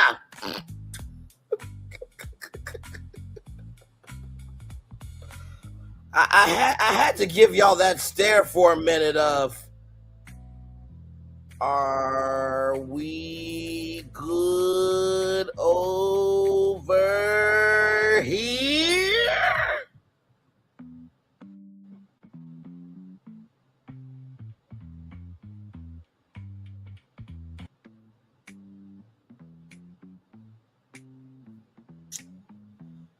I'm just going to pull up a quote here.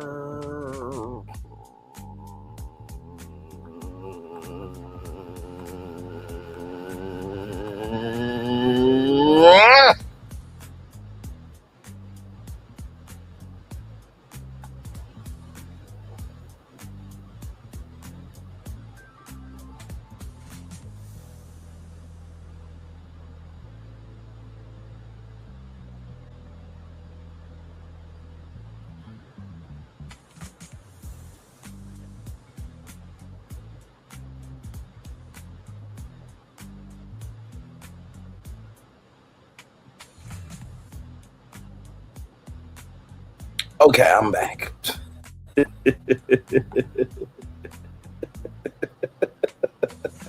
Now, I'm not saying that everybody is going to be an expert at everything, because even I'm not an expert at everything. But when you got publicly available information at your fingertips, what the fuck are we doing here? Josh DeMauro sat on CNN's airwaves and said, you know, it would be cool if there was a way that we can somehow have a game with game mechanics that can be in real life. And then during the happiest celebration on earth, they somehow made a platform called Virtual Magic Kingdom, where virtually in that world was BMK Central, and then in the real world, Luke was at Main Street Theater, which was BMK Central.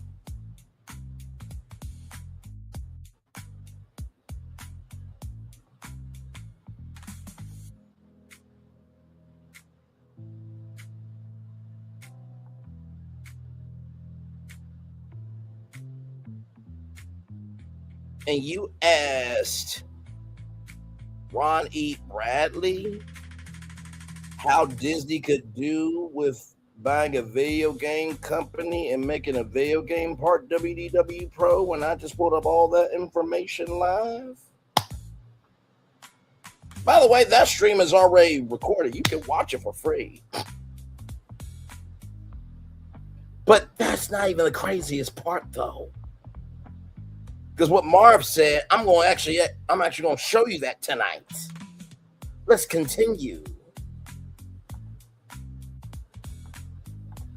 Some resorts and the Sulaki Company, a Finnish video game company best known for creating Habbo Hotel. Just like Habbo Hotel, the idea was to create something similar that would be appealing to a younger Disney fan generation. Users would create avatars and explore the online park's various regions, chat to other users, and participate in online promotions that could cross over into real life theme parks.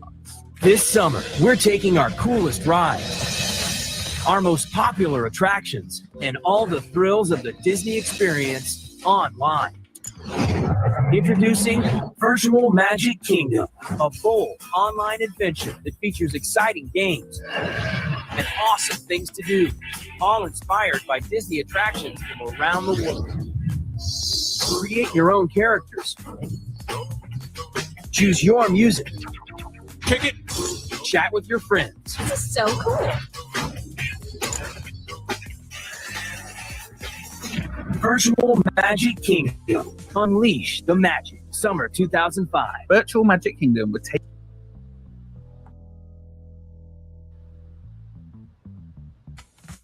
Shout out to Adventure Theme Park. I'm just forward it up a little bit. Because Marv asked a question, right? Actually, a lot of them had a lot of questions. Marv said if Disney did something with Epic Games, they could make a video game park. Culture Casino said, could you find an Imagineer in the current Disney that can build a whole new theme park with at least 12 attractions?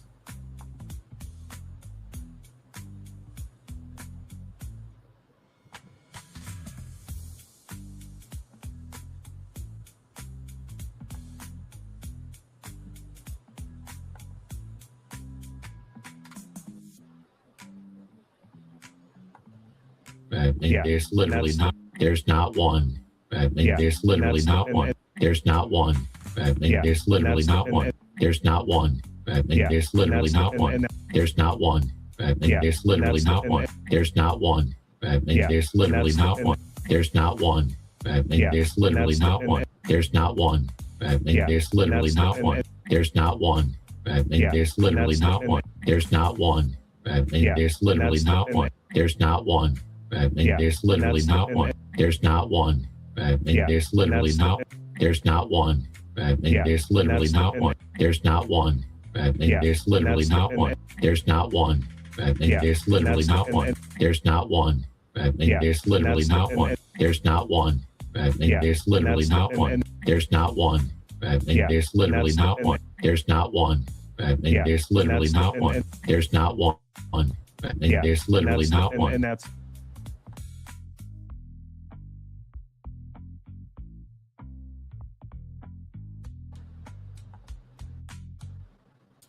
couple more times.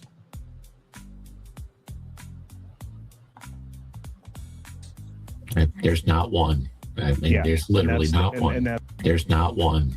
There's literally not one. There's not one. There's literally not one. There's not one. There's literally not one. There's not one. There's literally not one. There's not one. There's literally not one. There's not one. There's literally not one. There's not one. There's literally not one. There's not one. There's literally not one. There's not one. There's literally not one. There's not one. There's literally not one. There's not one. There's literally not one. There's not one. There's literally not one. There's not one. There's literally not one. There's not one. There's literally not one. There's not one. There's literally not one. There's not one. There's literally not one. There's not one. There's literally not one. And that's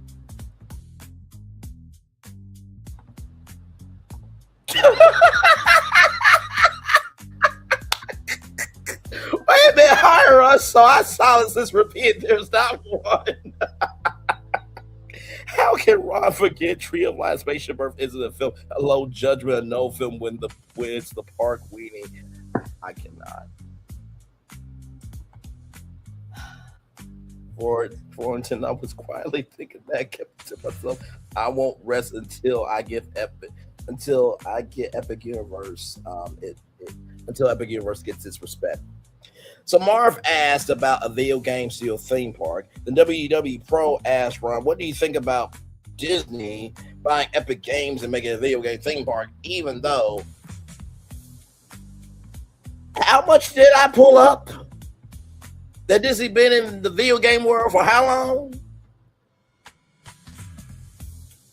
And then Lauren, like, bro, really? Tom Sawyer Island and the Muppets, that was me. That was me. That was me. That was me. That was me. That was me. That was me. And that was me. This Walt Disney World rebrand master plan, that park place is going to answer every question. Y'all are going to feel like Phil when me and him talked afterwards, and he called me, in the words of Daffy Duck, "You are despicable." When it came to Pleasure Springs, he had no notes. He couldn't plus it. He couldn't do nothing to it. I got the same energy for y'all tonight. Let's go back to my video. Because Ron Bradley, there is someone, there is someone, there is someone, there is someone, there is some two, there is some two, there is some two, there is some three, there is some three, there's is some three, there's is some three.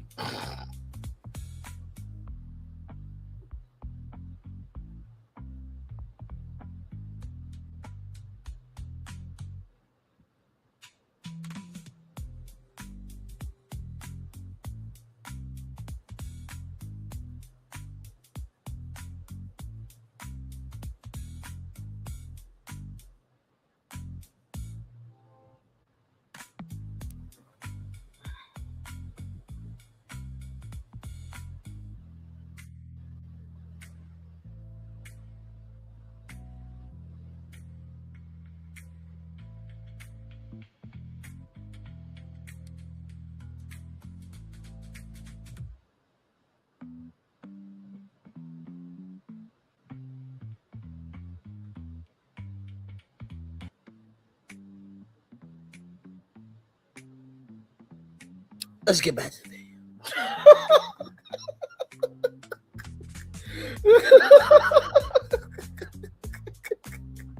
BFP, damn it. We're making content creators again. Take that. Shit. Oh my God. Okay, here we go, y'all.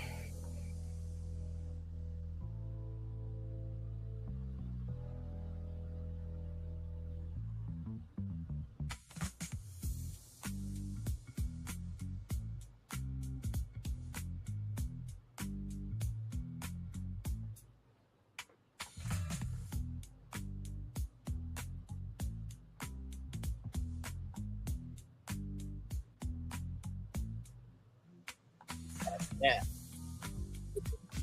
this is right here from WDW Today. Roll it. This was VMK Central.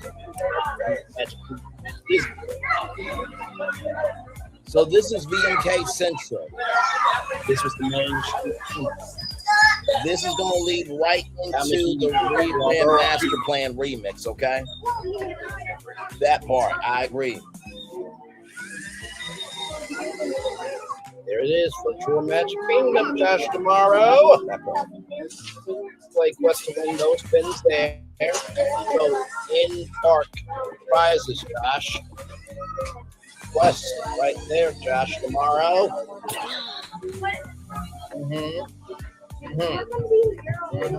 Yeah.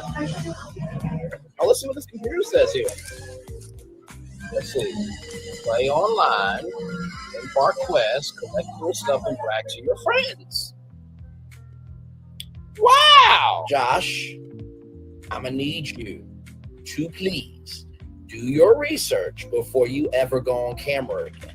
Because it should not be this easy to Benny Hanna, the chairman of one of the biggest, if not the biggest, theme park group in the world. Okay, so with that being said, it is time now for the Disney World. That's the fireworks are going off behind us here. It's time for the Walt Disney World Rebrand Master Plans. Like I said, I got a mechanic to help us out all night long. So we're going to start in the Magic Kingdom. Tink? All right, y'all, here's the Rebrand Master Plan. Here we go. Thank you, my friends. We are going to kick things off here with Adventureland. So the first thing we're going to do is Night at the Museum. For those of you who do not know, Night at the Museum, it tells the story of a divorced father who applies for a job as a night watchman at New York City's American Museum of Natural History and subconsciously discovers that the exhibits come to life at night, animated by a magical Egyptian artifact, right? So as you see here on his first night, Larry discovers that the museum's exhibits come to life after sunset, including Rexy, a triceratops skeleton that behaves like a playful dog, Dexter, a mischievous stuffed capuchin monkey who destroys Larry's manual, along with other taxidermied animals, and Larry takes his keys. Rival miniature civilizations depicting the American frontier, ancient Rome and ancient Maya, a gum-chewing, loving Easter Island Maui, who calls Larry Dum Dum. Dum Dum, you give me gum gum. American Civil War soldier mannequins and wax models of Attila the Hun. American Civil War, huh? We'll be at Liberty Square soon, Lauren. We'll be at Liberty Square soon. We'll be at Liberty Square soon, Lauren. Rescues Larry and feuding with miniature leaders Jedi Octavius explains that ever since an ancient Egyptian artifact, the gold tablet of Pharaoh Arakha arrived in 1952. The exhibits come to life each night, but will turn to dust if left outside the museum at sunrise. As Theodore helps restore order, Larry learns that Theodore is in low secretary but is too shy to speak with her. Larry is hired as the night security guard at the American Museum of Natural History, replacing retired guard Cecil Fredericks and his colleagues. Cecil gives Larry rather a special instructions manual, warning him not to let anything out. So imagine playing with Rexy, having, one-on-one time with the Easter Island Moe, right? Like Turtle Talk with Crush.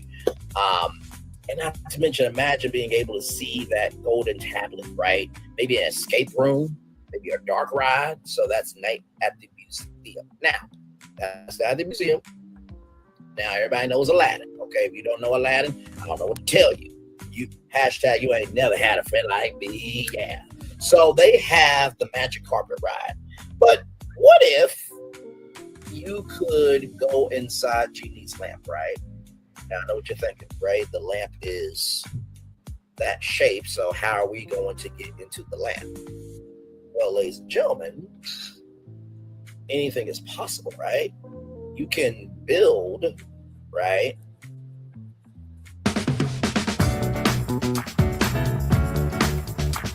Oh, I can't wait for y'all to see this.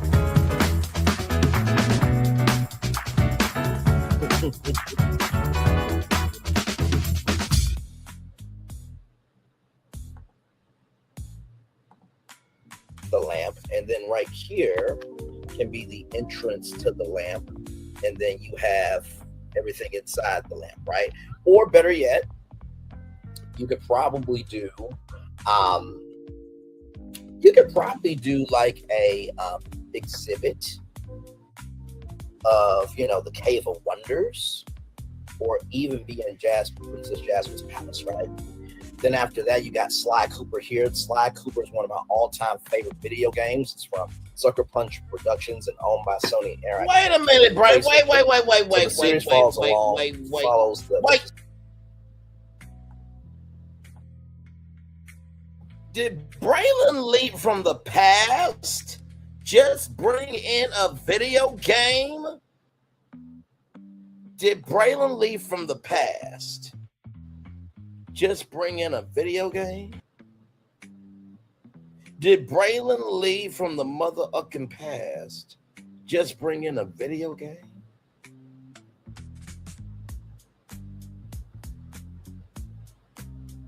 Marv, you're not going to like me, because that's just one of many video games I talked about that night.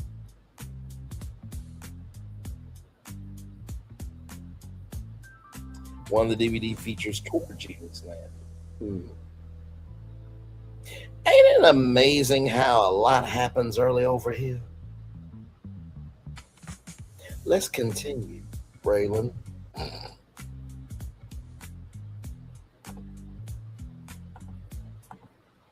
Sly Cooper and Anamorphic Raccoon and Master Thief, along with two partners in crime, Bentley the Terminal, and Murray the Hippopotamus, all of whom were pursued by Sly's love interest, Inspector Carmela Fox. So basically, right here, let me see here. Right here, the main protagonist, a young raccoon named Sly Cooper, is the latest descendant and a line of master thieves. The Cooper clan is notorious for stealing only from other thieves, and passes down their expert techniques from generation to generation in a book called Thievius Raccoons. While the Coopers have accumulated a massive hoard of wealth, Sly places greater value on his friendship with his partners in crime, who he met growing up in an orphanage together. Bentley, a turtle who acts as the brain of the gang, and Murray, a hippo who acts as the brawn and getaway driver of the team van. The trio, known as the Cooper Gang, perform elaborate heists around the world, often taking down large and dangerous organized crime groups. On their travels, they're pursued by Sly's love interest, Inspector Carmela Fox and Aaron. So they basically steal from others in terms of criminals to be able to preserve history. So imagine, if you will, being able to have a interactive quest throughout Adventureland. Now, Icy, you're probably wondering, Icy, I don't remember this in the last master plan. That's because it's new. Imagine going on an adventure to collect all these different flavors, right? So where do blue raspberries come from? Where do limes come from? Where do cherries come from? Where do nuts come from? You follow the picture there? And finally, farming. Okay, now about this for a second. I know what you're thinking. Ray, where are you going with Garmin? I'm glad you asked. So you see these watches right here, right? Imagine you going into a roller coaster, right? And it's all about racing against this hunter, right?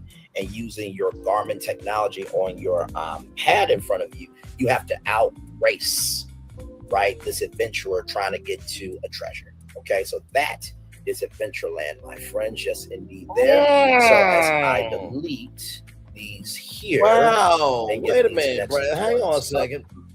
Yep, we're going through these, y'all. Are you saying you can find the inch of what a brand could connect to each land and make a ride or attraction out of it? Because in Adventureland, right, distance, miles, and paths are part of the adventure.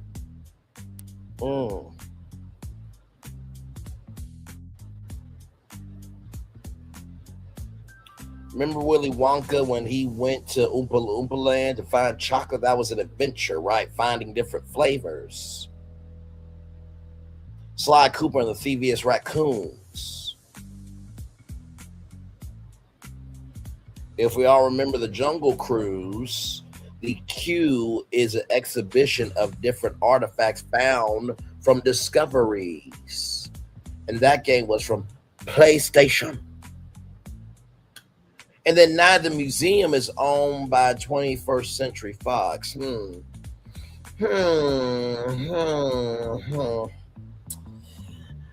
Yeah, we got a long life to go because these are not the only things I did in this life. Let's continue. My God,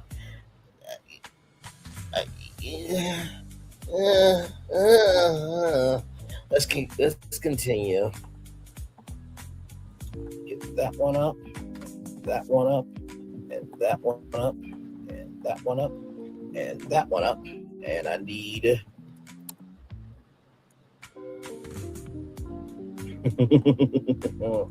I love what I do. Yes, indeed I do rather. All right, y'all. So here we go. Our next land, Tank.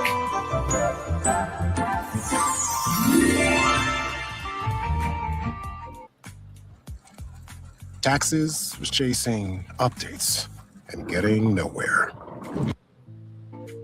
Thank you, my friend. We are now going to Frontierland, ladies and gentlemen. Frontierland. So the first game is called Howl right here. Lauren, this is for you. Howl is a turn-based puzzle tactile folktale set in the Middle Ages where a mysterious howling plague ravages the land.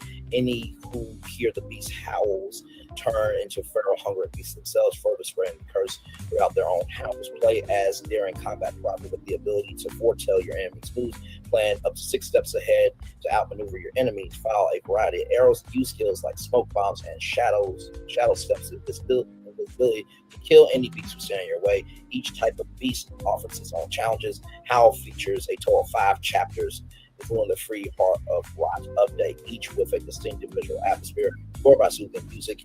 It features its own chapter map, new enemies, new environment mechanics, and the new lightning shot skill, and an MDC who fights by your side, layer levels. So, right, 60 levels across 4 chapters, 18 new levels in the free update chapter. So there definitely could be a dark ride very, very easily off of this game, Howl. Okay, so then this game is called Outer Wilds. Right here. Outer Wilds is an open mystery about a solar system trapped in an endless time loop. Welcome to the space program. You are the newest recruit of Outer Wild Ventures, a fledgling space program searching for answers in a strange, constantly evolving solar system. Mysteries of the solar system, what lurks in the heart of the ominous dark ramble, who built the alien. I want you to pay attention. Hang on. Time to stop. Answers await you in the most dangerous region. I want you to pay attention to the mechanic that I utilized to make this plan. You're not going to see it right away. You're not. But believe me, when it clicks, you let me know when you have it click in the live chat. Let me know. Let's continue. Reaches space. A world that changes over time. The planets of Outer Wilds are packed with hidden locations that change with the passage of time. Visit an underground city before it's swallowed up by sand, or explore the surface of a planet as it crumbles beneath your feet. Every secret is guarded by hazardous environments and natural catastrophes. Wrap your intergalactic hiking gear, strap on your hiking boots, check the oxygen levels, and get ready to venture into space using a variety of unique gadgets to probe your surroundings. Strap down mysterious sentinels to decipher ancient alien Ryan, roast the perfect marshmallow. Now, with Outer Wilds, imagine a live stage show of this. Okay, it can also be a ride, but also too, we gotta recognize sometimes some of the best experiences can be very sensory experiences, right? So it's one thing to ride through games, another thing to have a exhibit, but it's another thing to actually see the game come to life with a stage show, right? So yes, and then this game right here is called Core Keeper. Right here, awaken as an explorer in a forgotten cavern, teeming with caverns were part of the frontier. Player mining sandbox adventure. Your choices. Cave of Wonders. We talked about that with Aladdin. Let's continue. Resources Craft advanced tools, build your base, and explore a dynamically evolving world waiting to be unearthed. Level up your skills, defeat legendary giants, and unveil the power of the core. Grow your barn, fish in serious waters, master a vast array of recipes, raise and care for animals, encounter the cave links, and carve out your own unique world and enchanted underground adventure. This could definitely be like Toy Story Midway Mania, where you are collecting different cores for sure. And Josh, I wonder something. Where else can this game be purchased at? Oh, look at this here. Epic Games Store right there. Core Keeper. Wow, what a shock. Oh my Lord, my Lord. Okay, let's roll on, y'all. Let's roll on. So, oh my Lord, my Lord. Okay. Oh my Lord, world and enchanted underground adventure. This could definitely be like Toy Story Midway Mania, where you are collecting different cores for sure. And Josh, I wonder something. Where else can this game be purchased at? Oh, look at this here. Epic Games Store right there.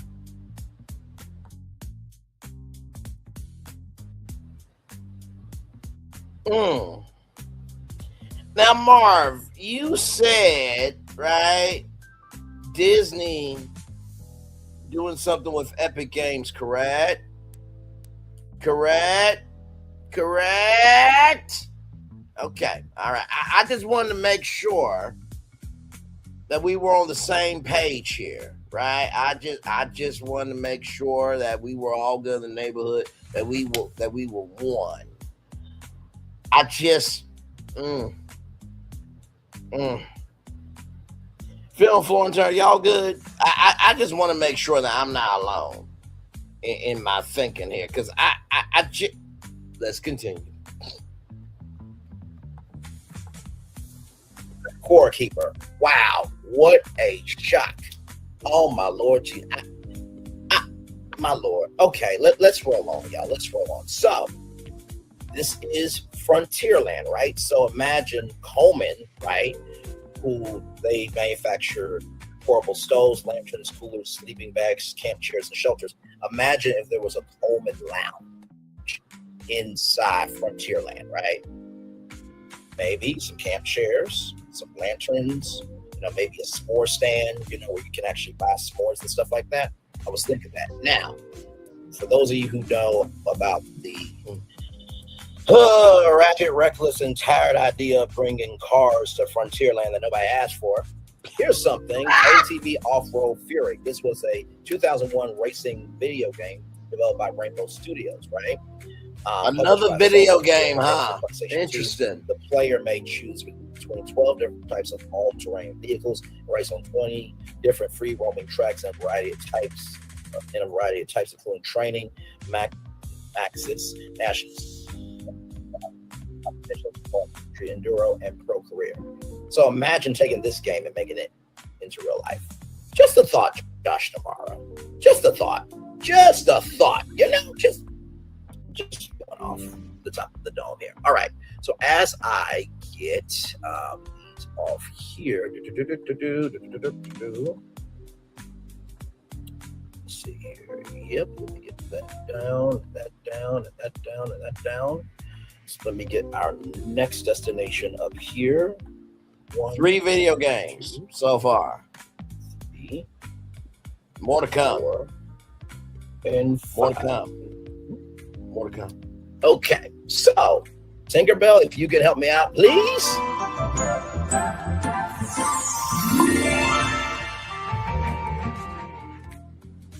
Friend, we are now going to Liberty Square, everybody. Liberty Square. Lauren. Battleship. Pay attention. Battleship. Everybody knows F2. Z4. Toy Story Midway Mania. Okay, I think everybody can see where I'm going with this here. Okay, this is from Hasbro. Okay, and Hasbro has not been inside of a theme park. Now, this here is a book from Penguin Random House, Finn and the Time Traveling Pajamas. I thought that this would be so cool. If you have time traveling pajamas, right?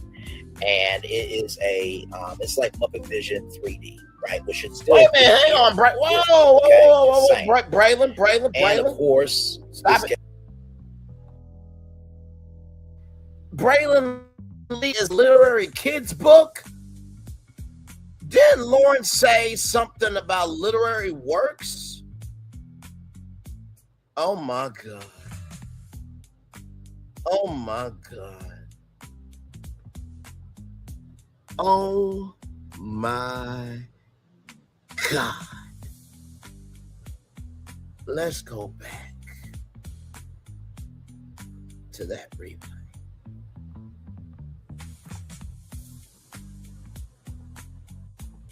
This game here is called A Hat in Time. This is such a cool game.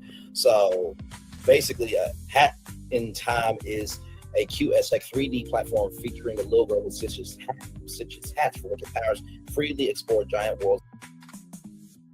And by the way, y'all, with Finn and the time traveling pants, imagine if you had time traveling pants that you wore in a Finn and the time traveling pants theater, and you transport yourself into a 4D adventure. Okay. All right. Now, this Hat in Time is something special. Let's continue on. This is all in Liberty Square, by the way. Let's continue. Worlds will recover timepieces to travel to heights. Let's watch the trailer.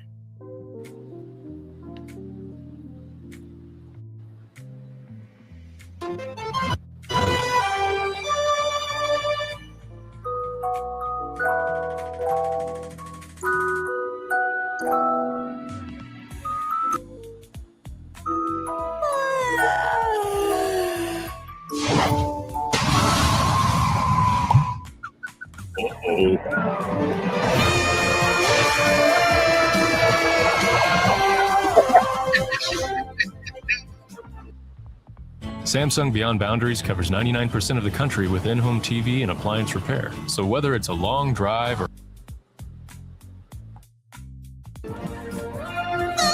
Look at how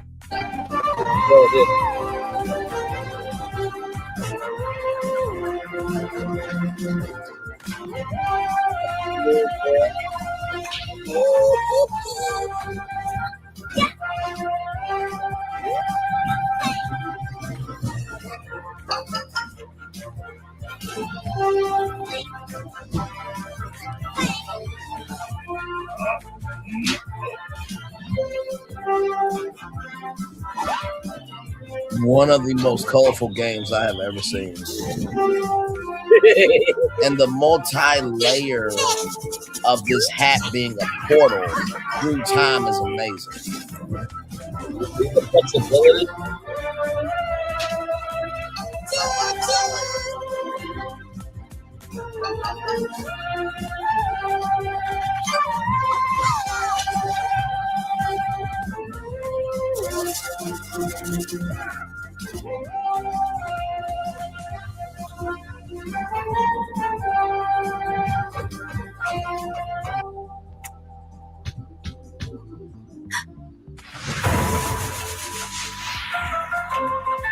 One of the cutest things I have ever seen.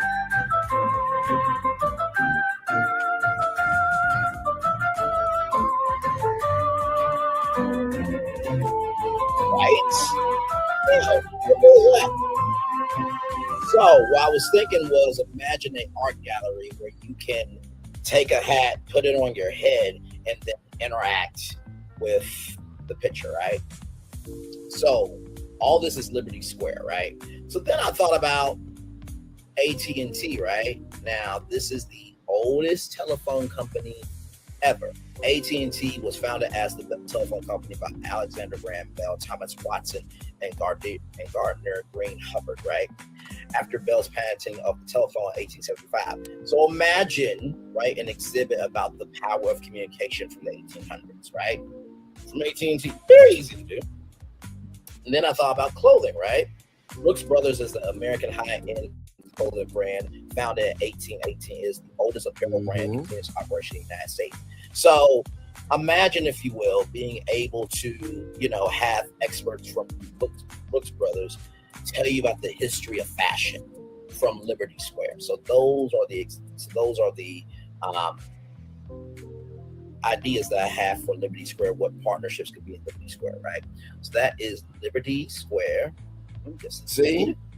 Very American, very historical. Here, got some video game energy for the kids. I'm not.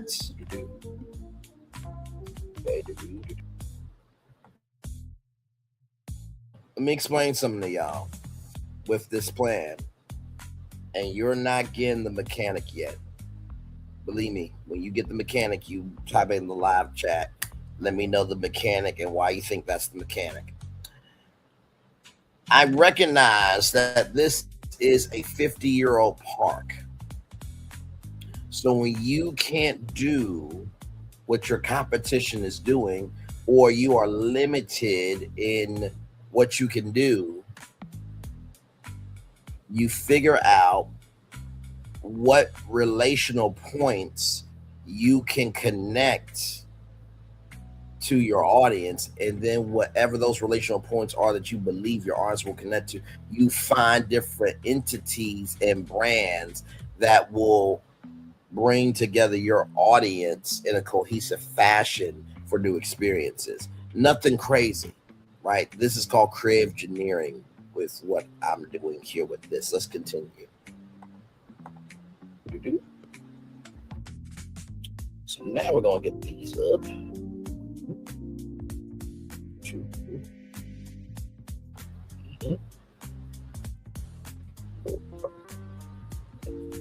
Here we go. All right, Tank, I need your help once again, my friend. Here we go.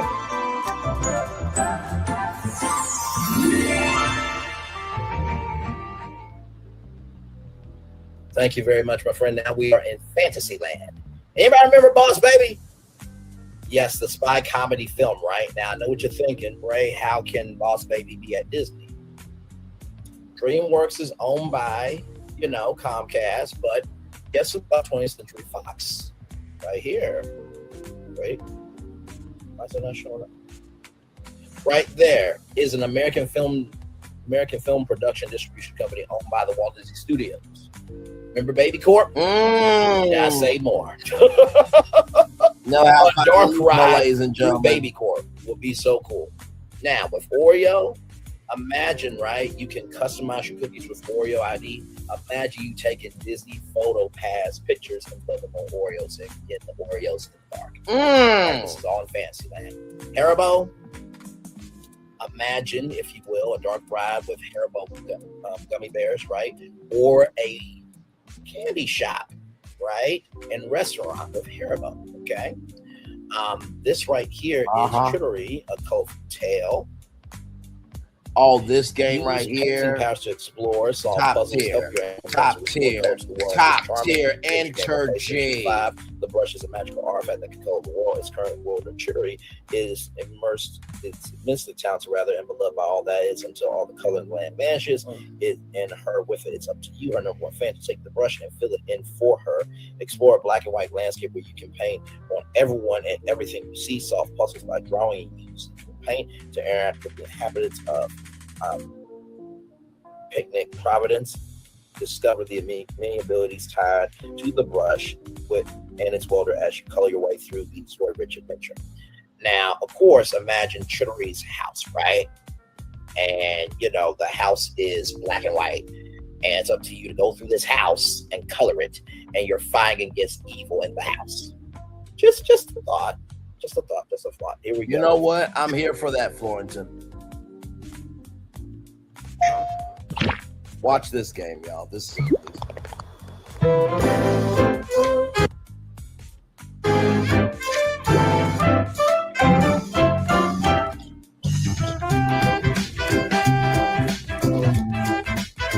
I love it. Yes, indeed.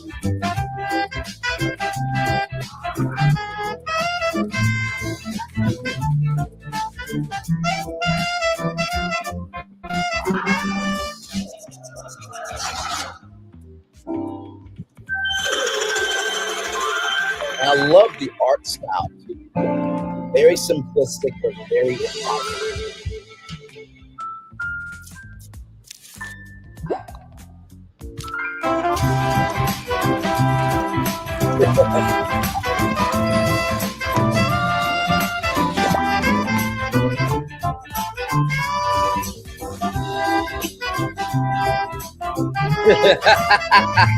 Love the versatility.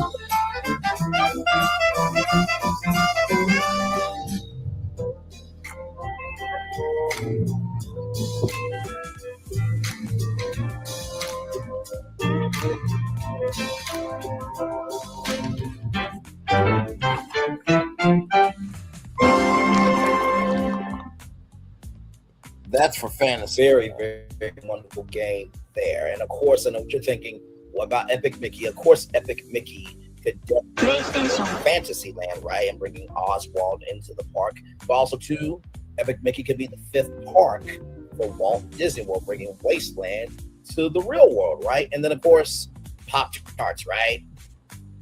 I know what you're thinking. Really? What about a Pop-Tarts?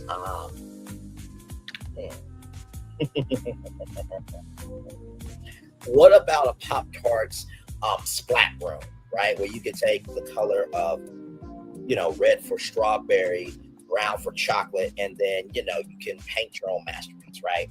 So, the Pop-Tarts splat lab, maybe. I mean, anything is possible at this point. So, with that being said, we have went through Adventureland, Frontierland, Liberty Square, Fantasyland. Let me take these down real quickly here. And as I get our next destinations up, yes, indeed.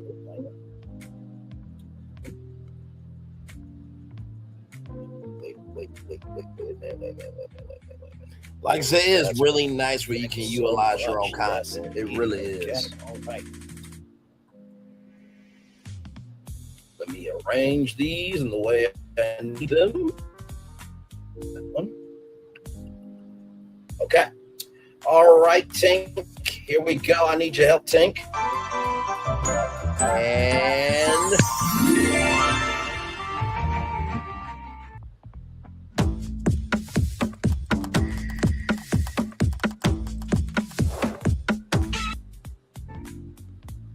friend, we are now going to Tomorrowland, everybody.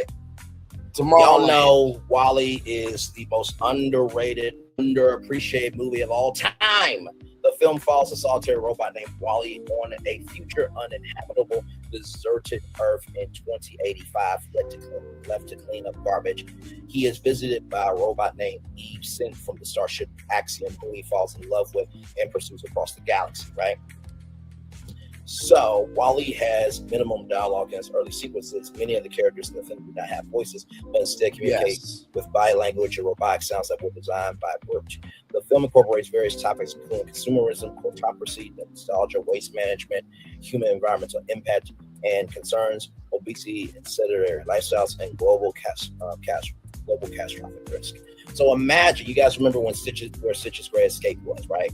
Imagine you guys there's a new threat, and it's up to you, WALL-E and Eve, to save the world from itself in Stitch's Great Escape. Okay, so not to mention too, that horrible Star Wars Galactic Star Cruiser. Make that the Axiom. Okay, all right. So we're gonna do that now. Ratchet and Clank. I know it's about Ratchet and Clank. The game takes place in a science fiction setting. Calls the adventures of Ratchet and Clank a feline. There's a lot of video games in this rebrand master plan remix. Braylon Lee, interested. Very interesting. Very interesting. The series is known for its inclusion of many exotic and over-the-top weapons and gadgets, a concept that Simon Games has expanded into their other games, right? So where is it here? So this is Ratchet and Clank. So imagine, if you will. I really love what I do. I truly, truly, truly love what I do. Imagine, if you will, right?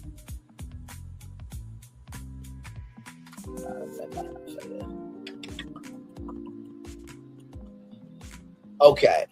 If you guys remember Sorcerers of the Magic Kingdom, it was like a card game.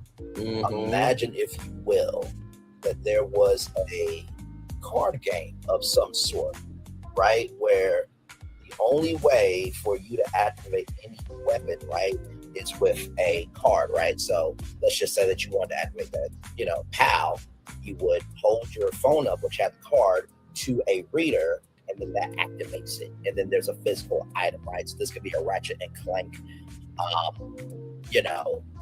world versus virtual in Tomorrowland, right? So there's that. That's an idea. It could also be a roller coaster very easily. Then you have Portal here, the Portal game. This is one of the biggest games ever here, right here. Portal can. And by the way, when it comes to WALL-E, I did say the Axiom, but are you kidding me? A dark ride through WALL-E would be amazing. A roller coaster with WALL-E would be amazing. Very easily. The People Mover. And don't tell me that WALL-E can't narrate the People Mover, because Stitch narrated the train, the Main Street train, right? The Walt Disney World train, he narrated.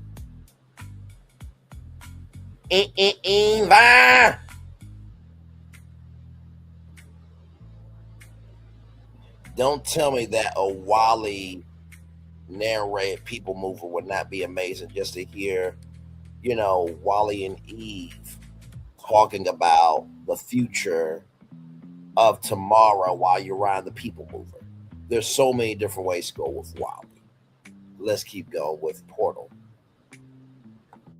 Ratchet and Clank would be a good alternative to the Laugh For, and Ask Me the Robinsons occupies the former Stitch's Great Escape. Absolutely. Absolutely. Absolutely. Let's continue. Y'all notice how many video games are in this thing? Let's continue. Let's continue. Consists primarily of a series of puzzles that must be solved by teleporting the player's character and simple objects through the Aperture Science handheld portal device, referred to as the Portal PAL, a device that can create ultra-dimensional portals between two flat planes, right? So this is Portal right here. So imagine, if you will, a roller coaster. I think like this roller coaster would be really cool if you're going from portal to portal, right? I think that would be very, very cool. Or a portal, movie like Circle Vision 3D. No. Scratch Circle Vision 3D, like Soarin'. Where you're sitting and you're moving and stuff. Imagine that you're going through different portals through the Soarin' mechanic, right? Now, this one I did not include in the original, but I'm going to include it now. JBL party speakers. Imagine a JBL party box dance club like Videopolis used to be, or a roller coaster where you are going through a JBL party box. Braylon, wait a minute. Stop it. Revolves around Virgin. Braylon Lee, are you making a bigger, better, bolder, brighter, and louder version of Rock and Roller Coaster? I believe I am.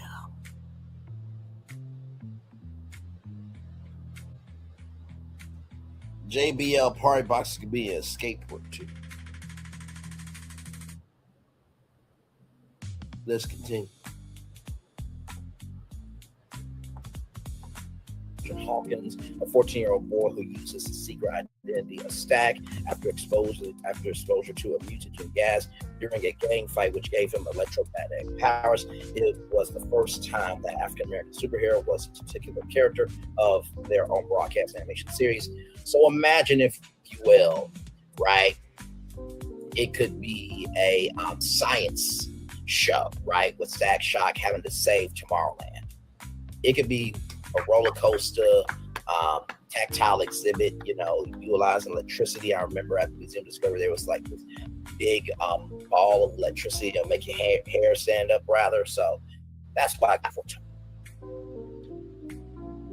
So all the Ventureland, Frontierland, Liberty Square, Fantasyland, Tomorrowland, all within the Magic Kingdom. Okay, so as I take these down here, make a good time, making good time, making good time.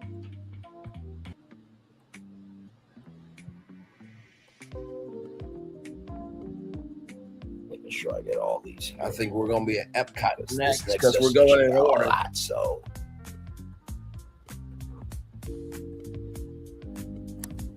This lets you know this was one of the old school editions with that music.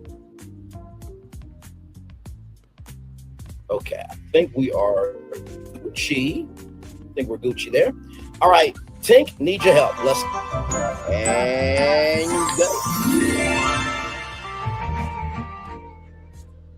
Everybody, it's time to go to Epcot. Here we go. So the Magic School Bus, okay, everybody knows the Magic School Bus pretty well. Each of the stories within the franchise focuses on the antics of the fictional elementary school teacher, Miss Valerie Frizzle, and her class with Carlos, Keisha, Phoebe, Arnold, Tim, Ralphie, Dorothy, and Wanda, who board a Magic School Bus, which takes them on field trips to unusual times and locations, such as the precarious period, outer space, and inside the human body. So imagine, if you will, riding on the Magic School Bus in a roller coaster, right? Mm-hmm. Okay, just saying, not to mention to imagine being the kids in real life. Imagine being Miss Frizzle in real life. A very easy stage show could happen from the Magic School Bus, so I thought that would be really cool. And when it comes to innovations, right? Olipop, right, is prebiotic soda. I was thinking Olipop and other health brands can bring the health component to innovations, and also TCL technology, right? They develop manufacture and sell consumer electronics like TV sets, mobile phones, air conditioners, washing machines, refrigerators, small electric appliances, and on top of that, Roku. So imagine TCL, Roku, and Olipop and other brands coming to innovations, right? There was an experience where there was a piggy bank from a banking company, and the piggy bank actually got bigger. Then there was waste management with actual digital garbage. Do you see what I'm doing there? Do you guys know that I believe it was Enterprise? Make sure of something real quick here. So I could be off.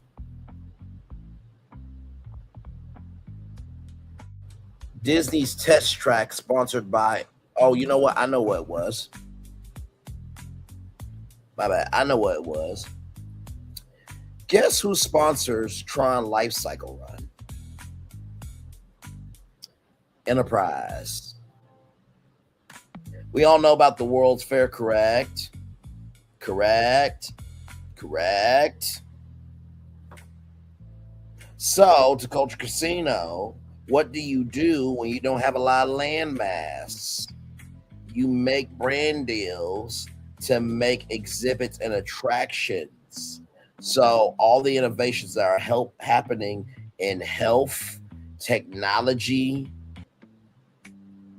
and everything in between, innovations is the World's Fair of what's happening in the world of consumerism. And you find that educational component. It reduces the overhead, you see.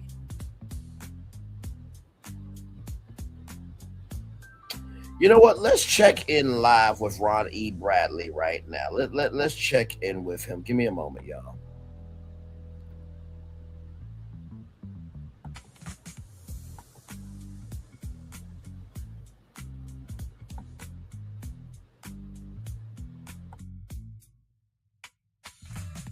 Ron, what do you have to say about this, good sir?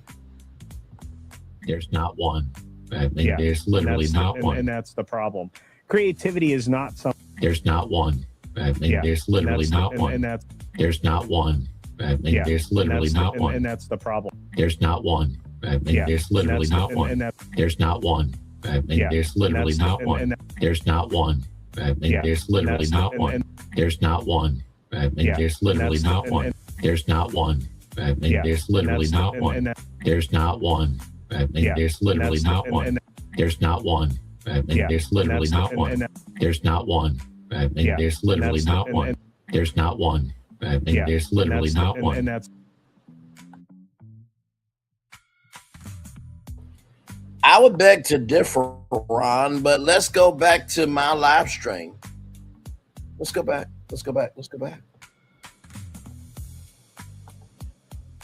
Truck, right? And then, of course, many others, right? So you have those things there. Cloudy with a Chance of Meatballs. Anybody remember the movie? Food production, right? The film centers around inspiring Cloudy with a Chance of Meatballs, who develops following a series of failed experiments, a machine that converts water into food. After the machine gains sentience and begins to develop food, storms must stop it in order to save the world. So imagine food production, right? And I'm sure there are plenty of brands that would love to be a part of Cloudy with a Chance of Meatballs in Epcot, right? So then Flubber, right here. The plot of the film center around absent-minded college professor with differing names and played by various actors depending on the adaptation, work tirelessly to find the next grand invention. The professor wants to make scientific history while working to save the school at which he works, Metfield College. So the movie Flubber itself.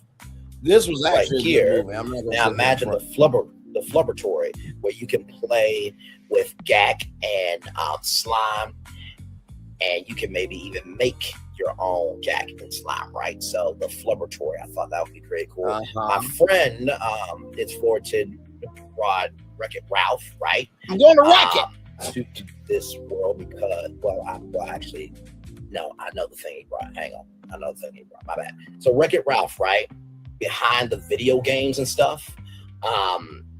That's why I was thinking here, while bringing the technology side of video games to Epcot, right? Imagine. Pause it. I think in Disney's Hollywood Studios, but now imagine.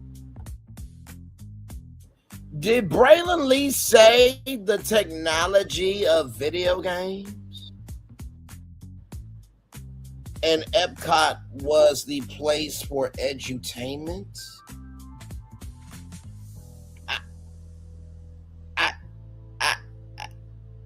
Really, Ron? You want to say something, Ron? Okay, fine, Ron. Really, I mean, I'm proving otherwise, but go ahead, Ron. I can't believe that. I can't believe this motherfucking bastard. I say that with love, grace, and space.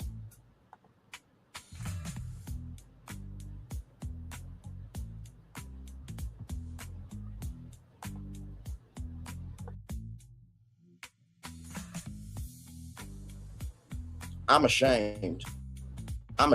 I am so ashamed. There's not one. There's literally not one. And that's the problem. There's not one. There's literally not one. And that's the problem. 12 attractions. There's not one. There's literally not one. There's not one. There's literally not one. There's not one. There's literally not one. There's not one. There's literally not one. There's not one. There's literally not one. There's not one. There's literally not one. There's not one. There's literally not one. There's not one. There's literally not one. And that's. Let's continue. Okay, I'll stop playing it because it is kind of getting old at this point. But yes, Wreck-It Ralph was supposed to be part of the Play Pavilion. Absolutely. Save me, Duff. Imagine those video game characters in Epcot, right? Because it's supposed to be a world showcase of tomorrow, right? Now, this is what my friend, his floor team brought, Big Hero 6, right? So the film tells the story of Hiro Mada, a young robotics prodigy, and Betamax, a healthcare robot with by his late brother Tashi. Together, they form a superhero team to combat the supervillain responsible for stealing Hiro's set. Now, this can be in the Wonders of Life Pavilion, as my good friend floor team said, deal with the human body and everything else. And by the way, for those of you who are wondering about journeying to your imagination with Figment, imagine Figment and the Dream Finder coming back with the emotions of Inside Out into your imagination. And what is in your imagination? emotions are in your imagination as well. And then Carmen Sandiego World Showcase. Come on. In the world Move is Kim Carmen Possible World Showcase Sandiego. Adventure. Oh, wait a minute. Imagine meeting Carmen Sandiego. Wait a minute. I just had a lot of thoughts. I wonder something. Has anybody heard of the company Fitbit? Give me a moment.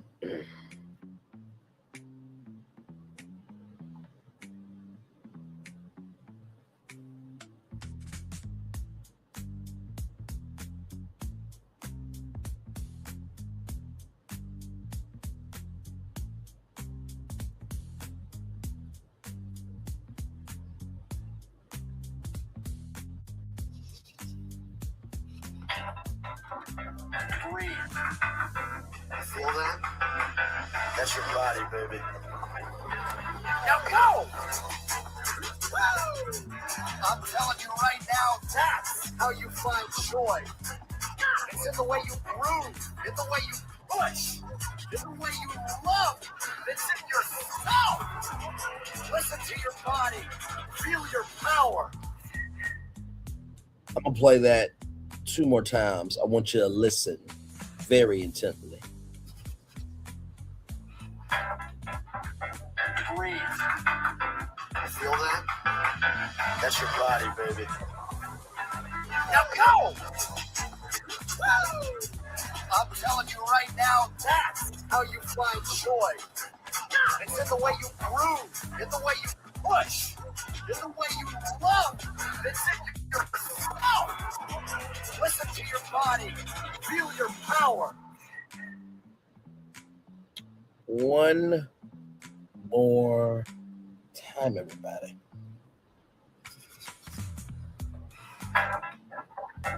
Breathe. You feel that? That's your body, baby. Now go! Woo! I'm telling you right now, that's how you find joy. It's in the way you groove. In the way you Sorry, love. y'all. It's in yourself. Listen. Sorry, y'all. My bad. Cut out. Give me a moment.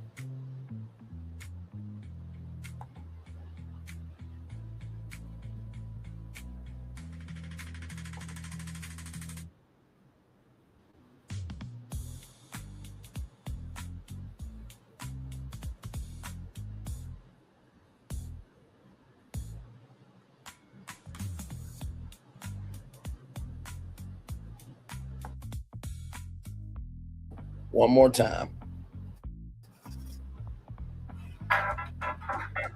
Breathe. You feel that? That's your body, baby. Now go! Woo! I'm telling you right now, that's how you find joy. It's in the way you groove, in the way you push, in the way you love. It's in yourself. Listen to your body. Feel your power. What if Cranium Command came back in partnership with Fitbit? Because Cranium Command went through your body and Fitbit tracks your health. Oh my God!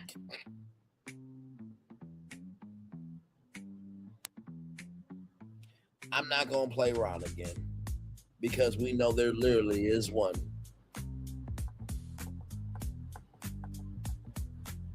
That's a B. That would be me. We know there's one with an F. That would be Floyd. We know there's one with a P, and that would be Finn.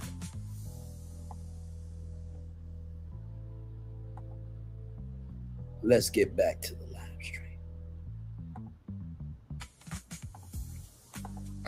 And Diego and the villains, right, from the criminal organization File. I know. The franchise primarily focuses on teaching children geography, but has also branched out to history, mathematics, language arts, and other subjects, right? So imagine all that at World Showcase. Then this game is called Boundless, right here. And by the way, did I mention that there could be like a Carmen Sandiego museum or Carmen Sandiego stage show, not just the text phone? Imagine you mean the characters of Vile and Carmen Sandiego in person. Moving on.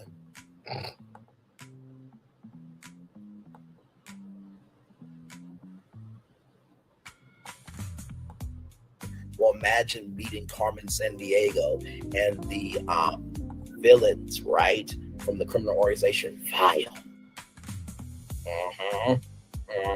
I know. The franchise. I'm not gonna play it again because I feel like you'll throw something at your computer if I play that again. Subjects, right? So imagine all that at World Showcase. Then this game's called Boundless, right here. In a players have open portals to travel seamlessly between diverse planets as you expand your adventure across the universe. Watch the sun rise on a volcanic world before joining friends to prospect for precious resources on a desert planet.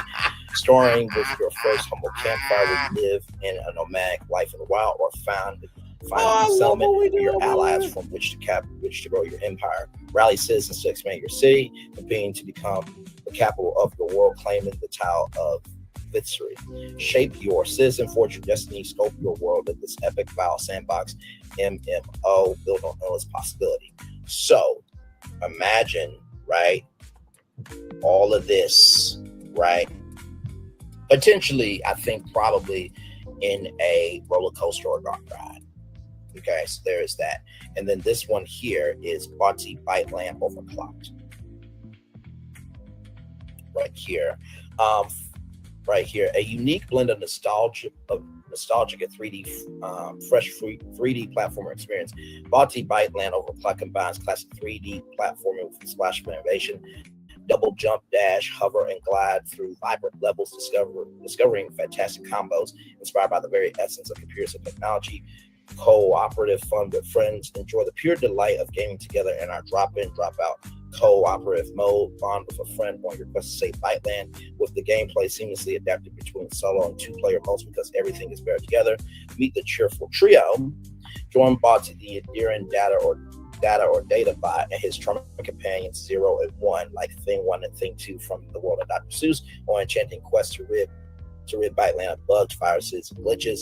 Their cute, quirky dialogues will make you chuckle, uncover creative gameplay features, experience a neat twist on classic platform, master creative arcade elements such as rhythm-driven music slides and magnetic gameplay to explore and conquer challenges like never before. Vibrant, colorful world inspired by computers and technology. Dive into Byteland, explore the secrets of the cyber world inspired by computers and technology, both new and old. You'll find plethora of collectibles and data to assemble and relocate to their proper places inside the Byte-tastic world of Bati. So imagine, if you will, right? Man, imagine, if you will, a roller coaster on this one. I think a roller coaster will probably be best on this one, right? And then imagine you being able to make your own Bati, right? In Epcot. Yeah. Mm-hmm. Yes, indeed. So that is everything. Do you notice, everybody, how I'm so open to what it could be, not just defining it and locking it in? I am adding a lot of roller coasters because Disney is not a thrill park. It's not. That's what Universal is for. But if you want to win with Universal, you have got to grow up with your audience and recognize their needs where they are right now. You don't exclude families and kids, but for the Disney adults that are fans like myself, Phil and Florentin, you know, we're Disney adults, but we're responsible Disney adults. Like we have a conscious conjecture and connection where our whole life isn't Disney. Disney's a part of our life. It's not our whole life. right? If it is your whole life, nothing wrong with it. Just be responsible with your finances. But you need something for the casual person of, oh my God, wait a minute. If the story is that good, man, I need to get a PlayStation and play that game. And not to mention, Disney, I'm going to just say this. Not everything has to be made into a movie or TV show, because in the 90s, that strategy worked out just fine. Sure, there were glimpses here and there, but it was purposeful cross collaboration. Now it's everywhere. So now the power of your brands, your franchises, your intellectual properties are being reduced because of how much you're spreading your social capital everywhere. So Universal can take a swing in their social capital and they'll be fine. Y'all can't. Like I said, at this year's D23, y'all need to have 70%. Y'all need to have 70% completed projects and significant opening dates ready to go. They don't want to hear nothing new from y'all until y'all get y'all shit done. That's where y'all are at. Let's continue.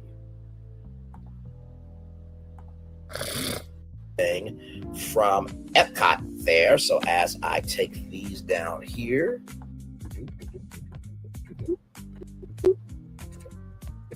we're almost done, y'all. We're almost done. Okay. We're almost done. And as I get our next destinations up here, we're making a really good time. I didn't know if I would be able to do this again because it took so much the first time. But we are making great time, my friends. Just need to make sure I got all those up. Yep. All right, Tank, I need your help once again. Let's go.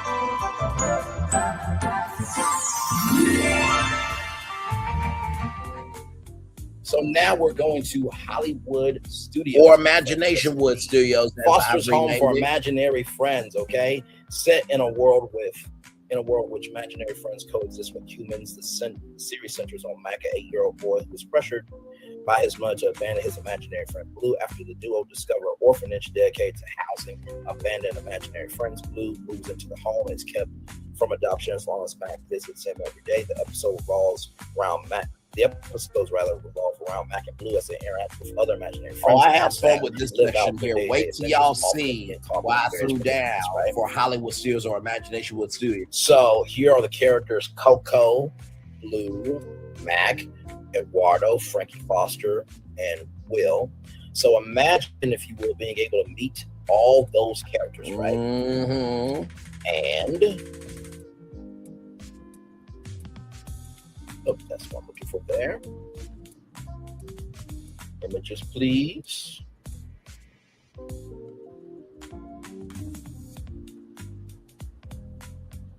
Where is it? Should be coming up here in a minute, y'all. So imagine, if you will, this home right here came to life inside Hollywood Studios. You're able to go inside Foster's Home for Imaginary Friends. So that is that one, okay? This one is Sackboy Big Adventure.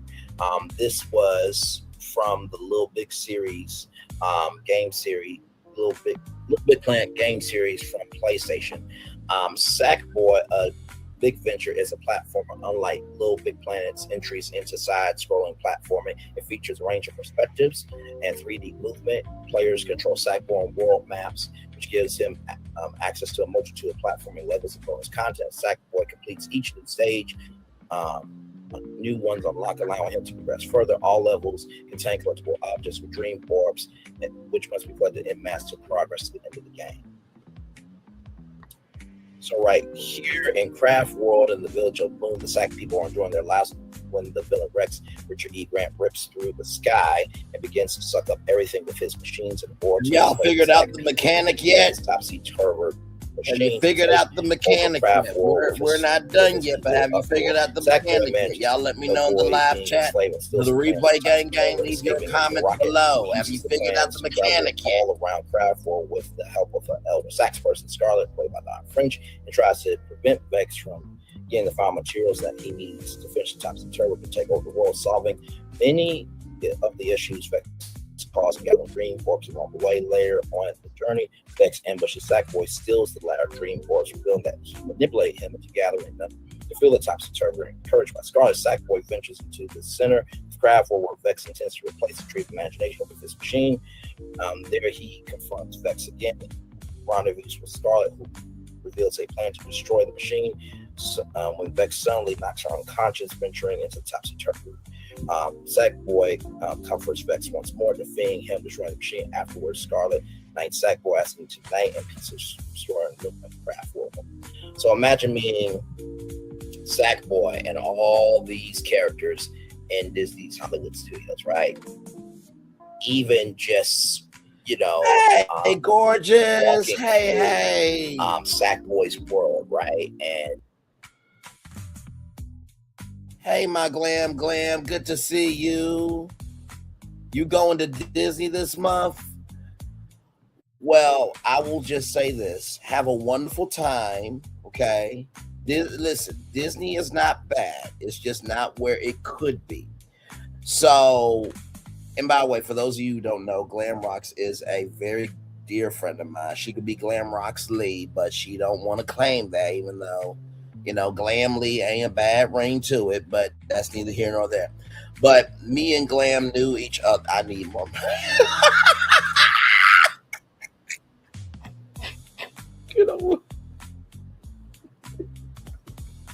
I'm trying to get there, damn it. Hell.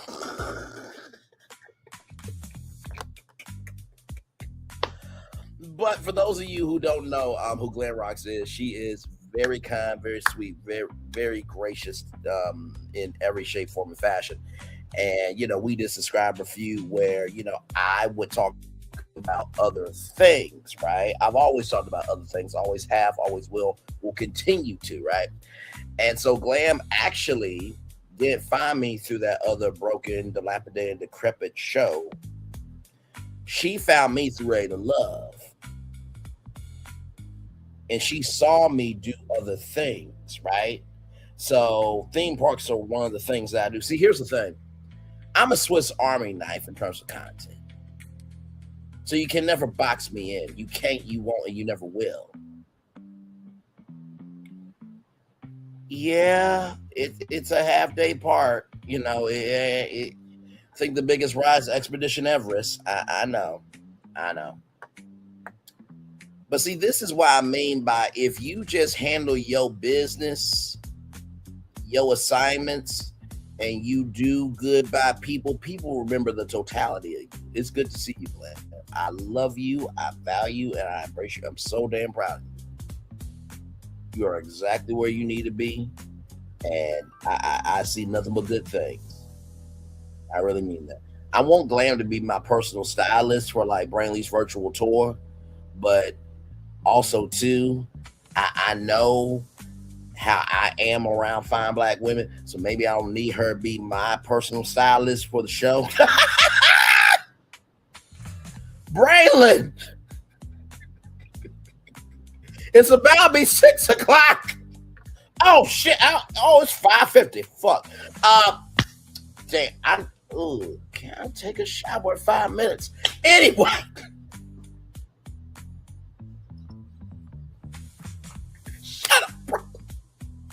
Anyway, moving on.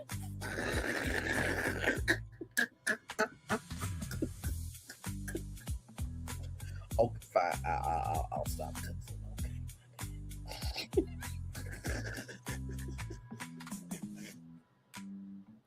Love you, Glam. Good night, beautiful. Yes, indeed. All right, Joe. Let's get back to this is how you know I'm this real with people, okay? So, with Sackboy, right? Like I said, imagine you, me and Sackboy. Remember the Honey, I Shrunk the Kids set, right? And you were able to play on the set and stuff. Imagine Sackboy's world being shrunken down for kids, right? Let's continue. And kind of like Moana, Journey of Water, right? So you have that one. Then the Iron Giant. Set y'all remember this? Y'all remember this movie? 1957. I remember this movie very well. A young boy named Paul Hughes who discovers and befriends a giant alien robot with the help of a big artist named Ian Harder, attempts to prevent the U.S. military and massive paranoid federal agent from finding and destroying the giant. This would be very easy a roller coaster. Very easy a roller coaster, or even not just a roller coaster, but also too being able to beat the Iron Giant, just like you can beat Megatron and Optimus Prime. That would be cool.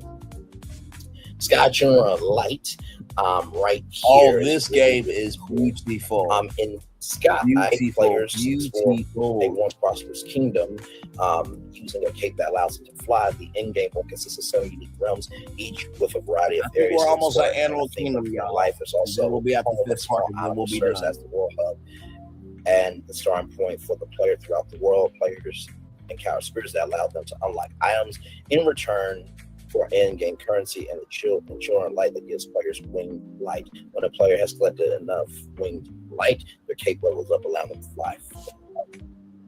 So right here, the place is heavy.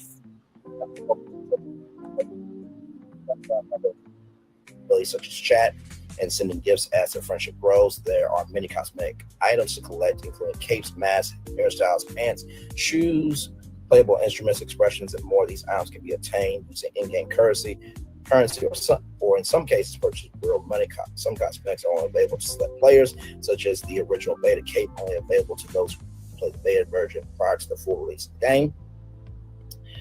Sky has multiple in-game currencies. Candles are the main currency of Sky and are exchanged with spirits and friends in return for items. Candles are obtained by collecting pieces of light called wax in game and forging them, or by purchasing them for real money. Hearts of the social currency of Sky are obtained when players receive gifts from others, can be bought directly from spirits with candles. Hearts are primarily used to purchase cosmetic items from spirits. Ascended candles are the rarest currency in Sky, which are rewarded to players for giving their winged light. Hey, before people welcome in, we're just talking some Disney. Glad to have y'all here. For wing butts, which gives players extra winged light, or can be used to upgrade friendship and purchase various spells such as height alteration and cape recharge.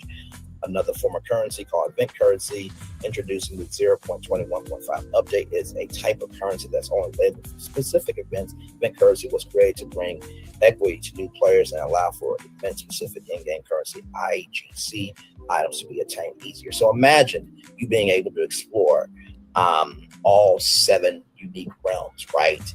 And you being able to have your own cape, right? Even though Edna says no capes, right?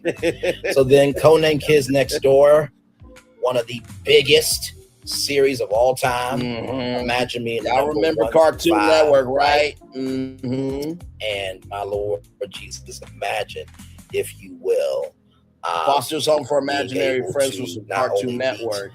Number 1 and also imagine me in the characters of Kid Organization and the villains from Kids Next Door. Right here, images.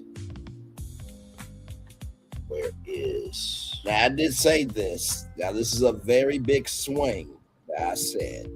Okay, so everything within context conjecture. Right here. Imagine that treehouse inside Disney's Hollywood Studios, right? Pac-Man, need I say more? Yeah, I know. Let's see here. Pac-Man Mega Total Battle Chomp Chomps is an online-only Pac-Man competition. Each your way through multiple interconnected mazes using power pellets and a variety of power items to chomp ghosts and opponent Pac-Man players from the last pack.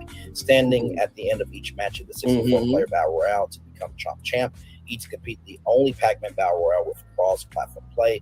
Consume all, eat everything in your maze, then tunnel to other Pac-Man players' mazes and munch for even more for the high score. Pac-Man a la modes. Elimination mode features arcade-style action against players of any rank where you can earn tokens to trade for cosmetics. Ranked mode features serious competition against players of similar ranking to where you earn XP placed on leaderboards. Missions and meta fulfill specific conditions during the match for score boost. True Pac versus Pac action. Munch dots and fruit, then eat a power pellet to chomp the ghosts and even other Pac-Man. Chomp other Pac-Man. Power to the Pack's power items adds to action with shield speed and more to give you the upper hand against ghosts as well as other Pac-Man players. Some power items have Pac-Man, but others help ghosts. Eliminating mazes. Beware of flashing mazes as they drop one by one during each match. Escape before they eliminate. Personalize your pack with a fun variety of body, head, and face costumes. I believe there's an overseas experience where you can play Pac-Man with friends, right? So imagine that in the United States at Walt Disney World. Plays and you invite them to play the same match as you. Player spectate ongoing matches from the general player base, or observe your friend's skills. Elimination mode. Spectators can even go on with power items will be released to the players. Be the champ, outmaneuver, outlast, out pack to be the last back standing against 63 other Pac-Man opponents. Imagine me and Pac-Man at Disney's Hollywood Studios. Roller coaster very easily. Finally, does anybody remember Cruising? The game Cruising? Come on now. Come on. Really? This is what we're going to do? This is what we're going to do.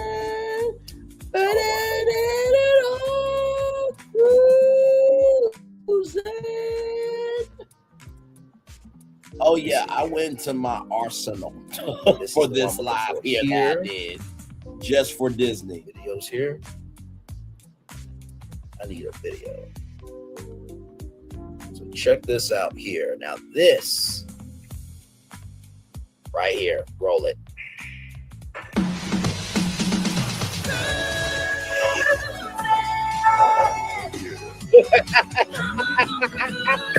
Come on, man. Baby!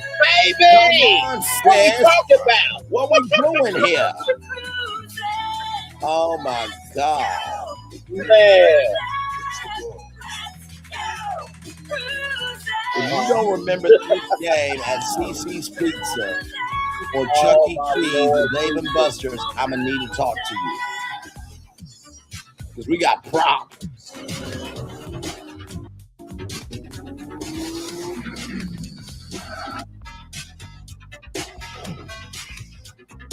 Oh my God, man.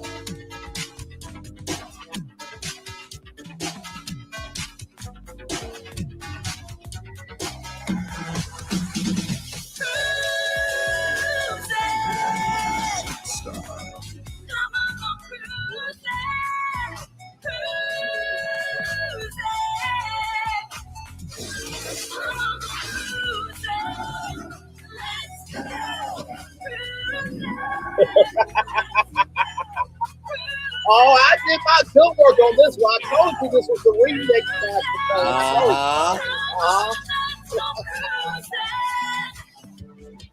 So imagine, if you will, a roller coaster with Cruising. Now, if you have never played Cruising, this is an arcade game that's at Chuck E. Cheese, that's at CC's Pizza. I mean, just everywhere. Dave & Buster's too. Imagine. Come on, y'all. Disney's Hollywood Studios. How cool would that be? Okay, I'm just saying. I'm just saying. I am just saying. Okay. All right. So make a big time on this. Let me take these down here. Me too, brother. Oh, Me yeah, too. I Me told too. Me y'all, too. I was not playing with y'all tonight. Yes, indeed. All right. So here we go. Let me get these up here. Animal Kingdom. All right. Animal Kingdom. So, Tink, I'm going to need your help here once again, my friend. Leaving Hollywood Studios too.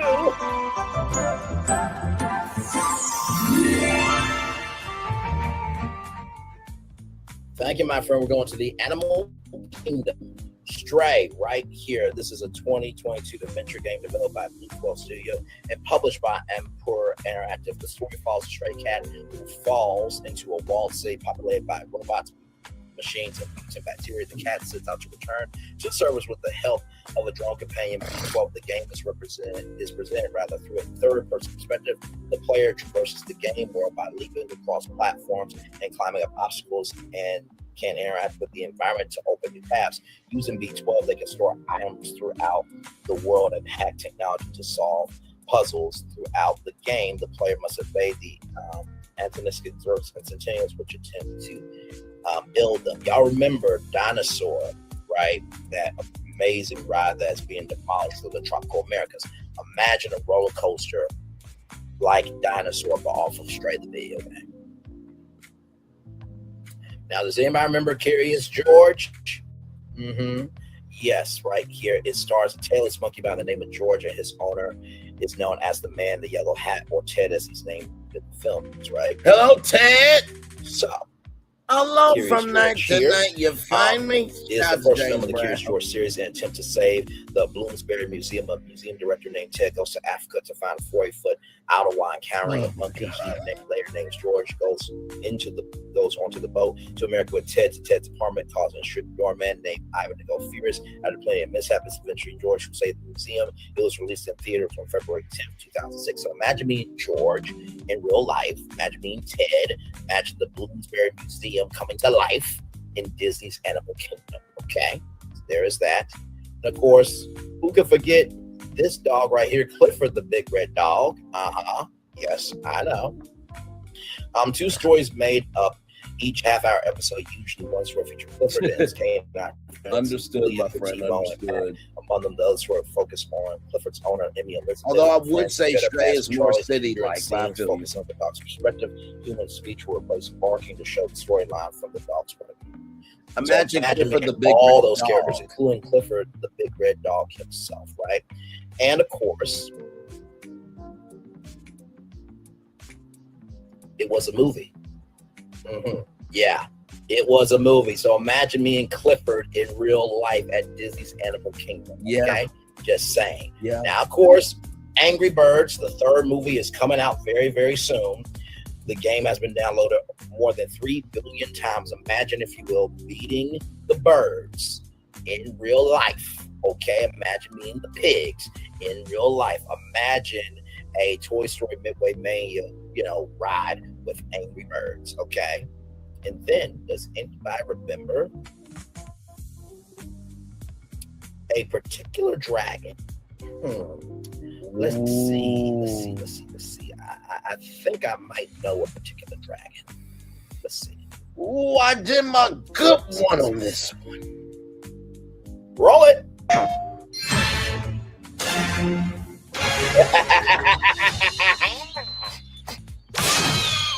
Yes, indeed. I think I smell a barbecue.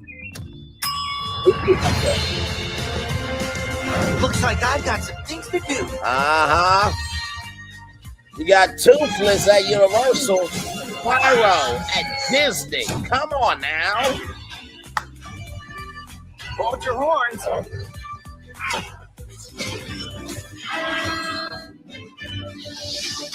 This is great. Yes, indeed. Wow. Thank you for releasing me. Hello.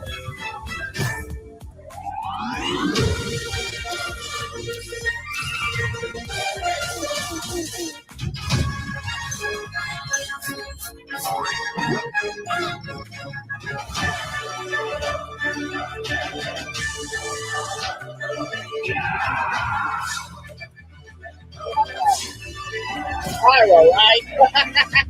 Who are you again? Spyro. Spyro. Spyro. Spyro. Spyro. Spyro. Spyro. Spyro. Spyro. Spyro. I'm getting a little winded.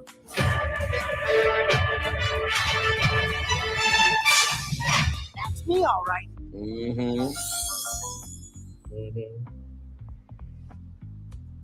Imagine meeting Spindle in real life, okay?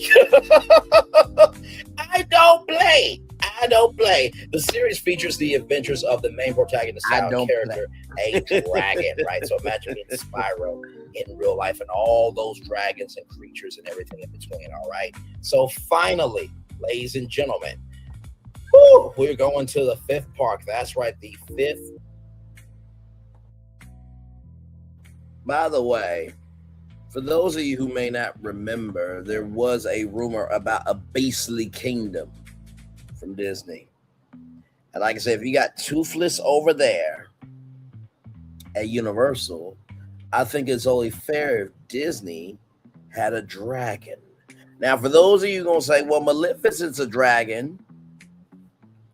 All right, my friend, all good. I need to go. Great show. Stay tuned for 2 BFP premieres tomorrow night and Saturday night. Understood. We're almost done, my friend. We're almost done. We're about to do the 5th park, and then I'm going to get my thoughts, and then I'm out of here. So I feel you. So we're almost there, my friend. We're almost there. 5th part coming up. I just wanted to mention that part. Okay, 5th part coming up now. Here we go.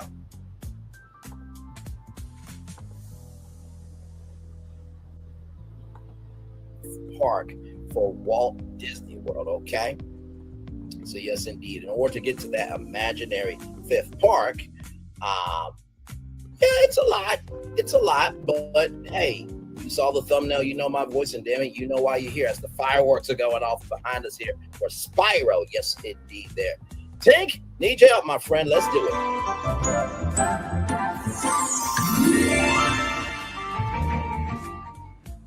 Thank you very much, my friend. All right, here we go, everybody. The 39 clues. Now, for those of you who don't know, Disney had the first crack at Harry Potter. They turned it down. I know Disney is whooping themselves every single day over that decision, but no fear. The 39 Clues is a series of adventure novels and by collaboration of authors from Gordon Corman, Peter Langs, Drew Watson, Patrick Harmon. Hey, 4 people, welcome in. We're talking some Disney. Glad to have you here. Jeff Hirsch, Natalie Stafford, C. Alexander London, Shada, and Jenny Gold. So this book series chronicles the adventures of 2 siblings, Amy and Dan Kay, who discover that their family still is the most influential family in history, right?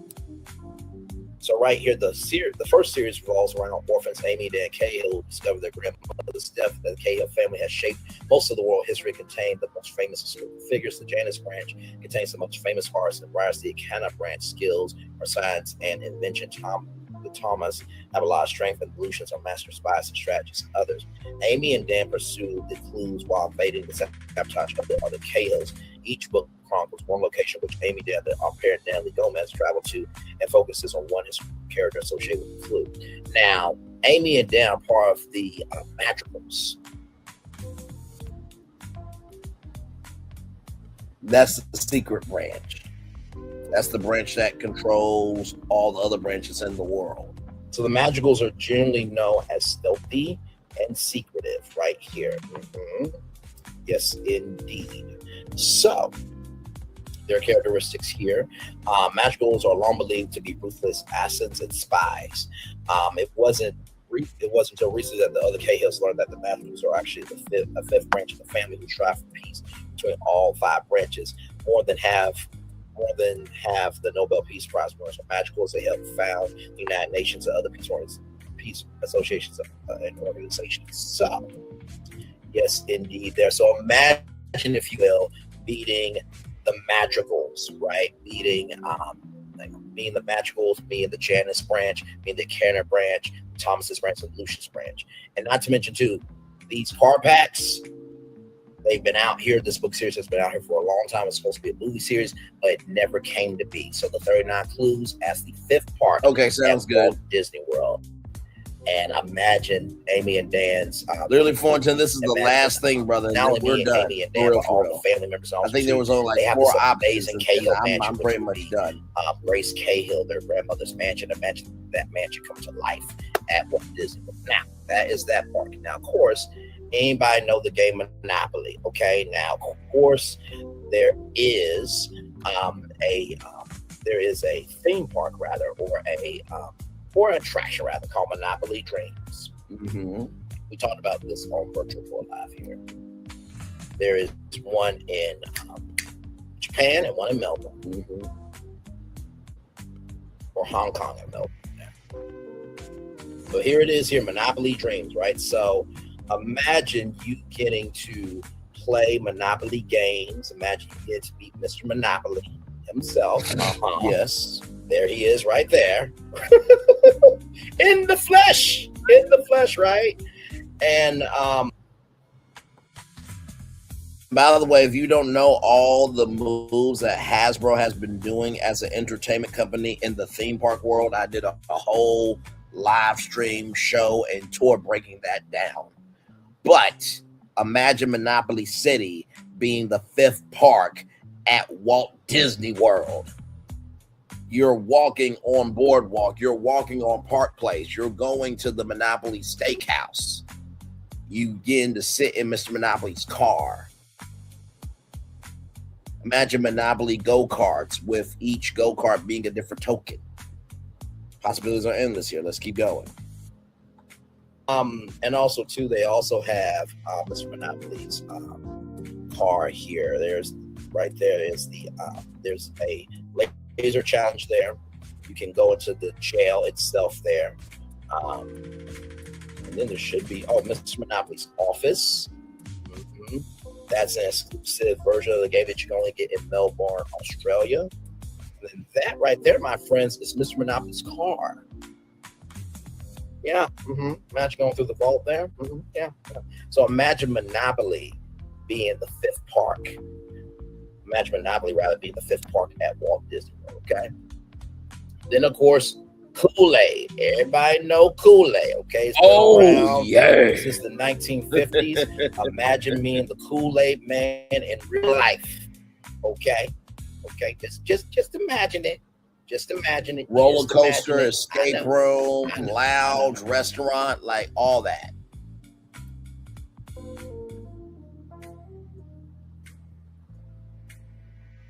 Hey, Kool-Aid Man, do you ever get dizzy? Yeah! Kool-Aid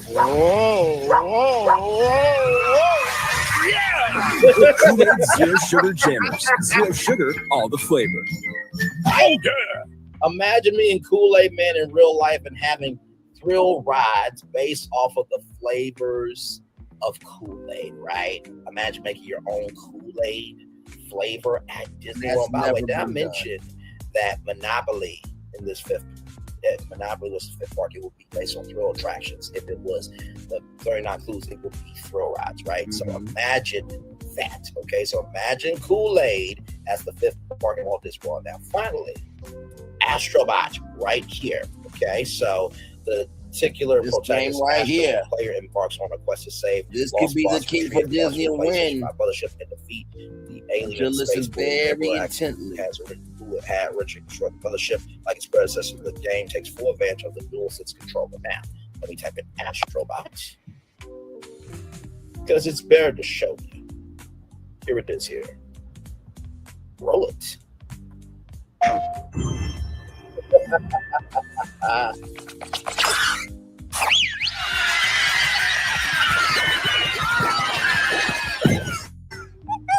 Hey.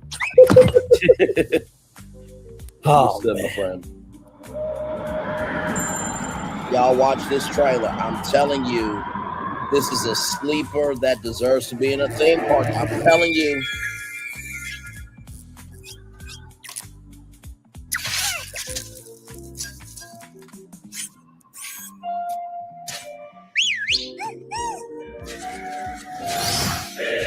The controller comes to life.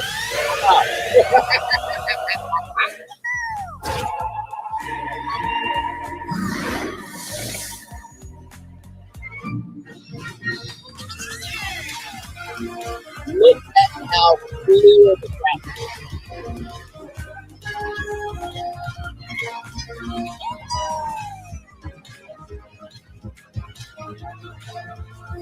What did you say your name was?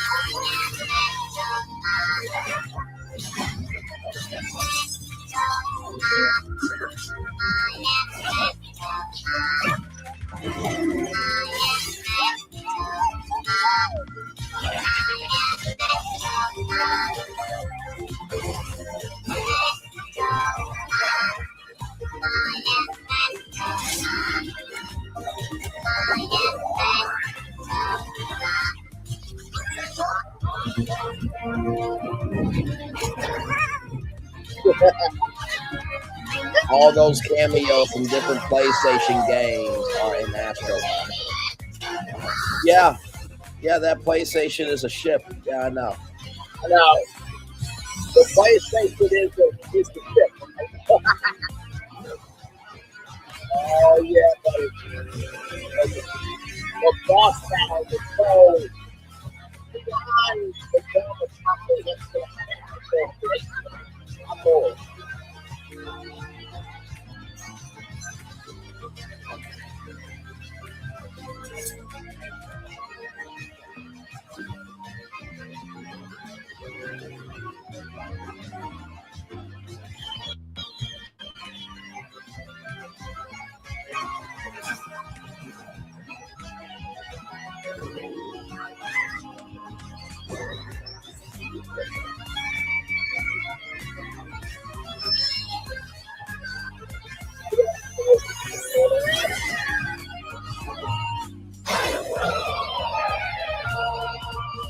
Mm-hmm.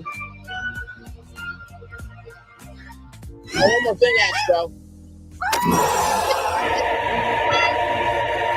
No, boy. Yes, indeed. PlayStation. Or, in the words of Lil Jon, yeah, okay.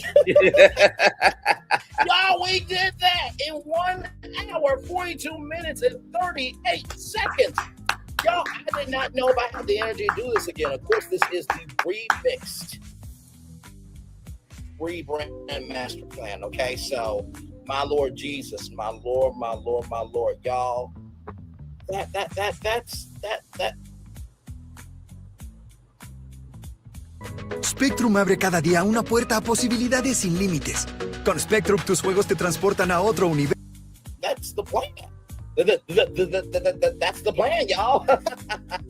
Listen, I hope you guys have enjoyed this tour. I truly was incensed by what Josh Tomorrow said about the game.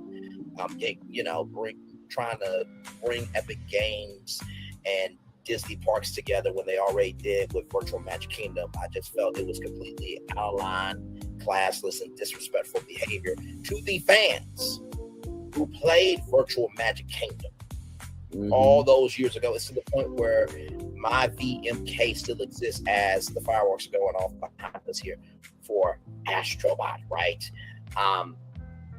And like I said, they did Club Penguin. They did Toontown Online. They did Disney Interactive. Epic Mickey, like I said before, they got Disney Speedstorm, right? So imagine if the Walt Disney World Speedway was rebuilt, right? Where you could do the Richard Perry driving experience. Imagine making some of those cars from Disney Speedstorm and race that on the Walt Disney World Speedway, bringing Disney Quest back and updating some of the attractions and bringing cars new to the Disney Speedway. Right? Not just from Disney parks, but from all of these different brands that we talked about tonight. Yes, indeed. So yeah, like seriously. Not to mention Wasteland could be the fifth part too. With that being said, if Walt Disney World activated this rebrand master plan remixed, it's not going to be Epic Universe. No, but for Disney World itself, not only will it have a new soul, not only will there be new, consumers, but there will also be all those fan bases coming to Disney World to experience every single thing that we have talked about here tonight. For sure. Man, we really did that thing.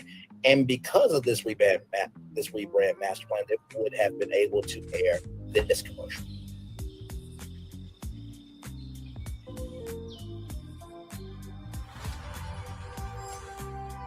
Here you leave today and enter a world of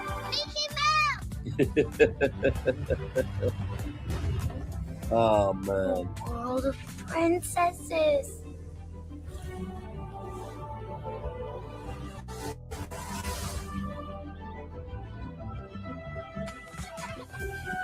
A world of villains. And heroes. Raise your sabers.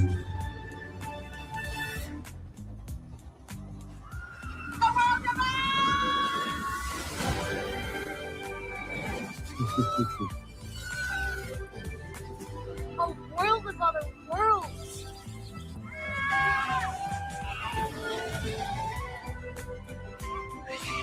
A world of all the favorites.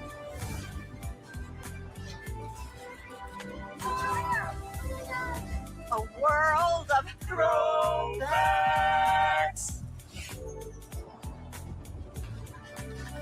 A world of for whatever you love. Infinite worlds await. Y'all, that's our show. It's time for the best outro on YouTube, if I do say so myself. Know what you do and do what you know. Never say you're more special because you were always born a blessing and trust you. I'm going to do that outro, Braylon. You've done more than enough, brother. Wonderful, wonderful, wonderful, wonderful job. As the fireworks are going off behind us here. That theme park place, I hope you got all your questions answered. And for those of you who are wondering the mechanic, did you notice that from Adventureland to the fifth park, every single area was gamified?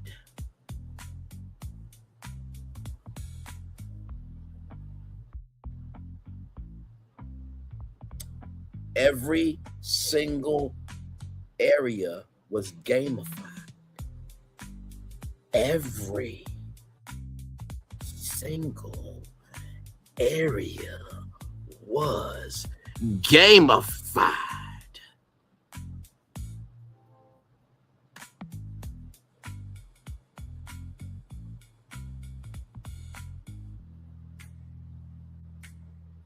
So what would happen if Disney called PlayStation and said, hey, listen, we saw some of your games that we think could elevate Disney in a huge fashion. What if you talk with Epic Games and bring some of those into the parks? You would bring in audiences to not only new experiences, but also too, the fan bases are huge. Fan bases are cultural, social capital. So you have new fan bases. You get old Disney fans back. You get new Disney fans in. And also too, did you notice how I didn't have to erase anything in order to do that? I just added.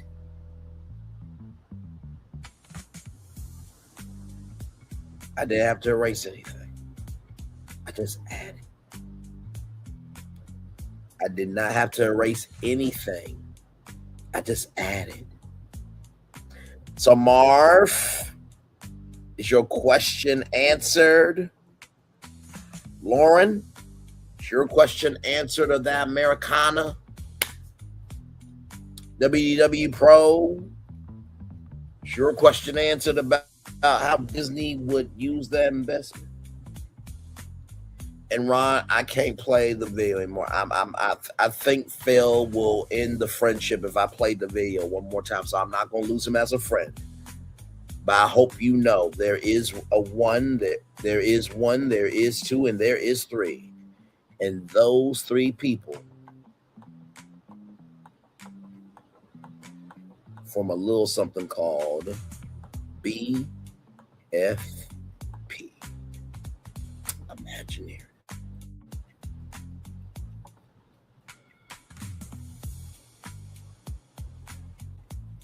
Been doing it the whole time, by the way.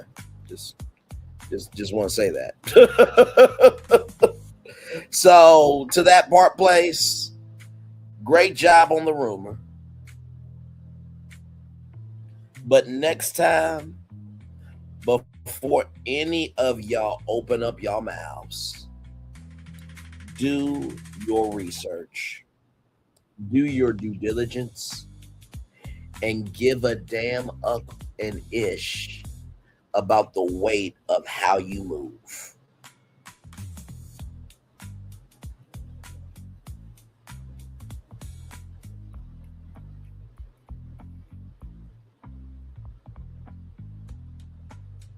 Just saying. Phil Floritan, what do you think of the rebrand master plan? It's been a minute since we talked about it. I mean, did I wake up that park place? I ain't kissing them and ish, you know. No. I'm using factual information and creativity to wake them up. Did I wake them up enough?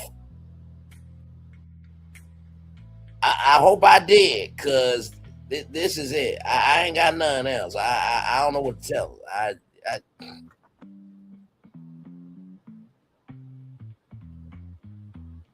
Not to mention, I did a whole Disneyland and Disney's California Adventure rebrand master plan. And I renamed Disney's California Adventure to Disney's Composition of Magic theme park.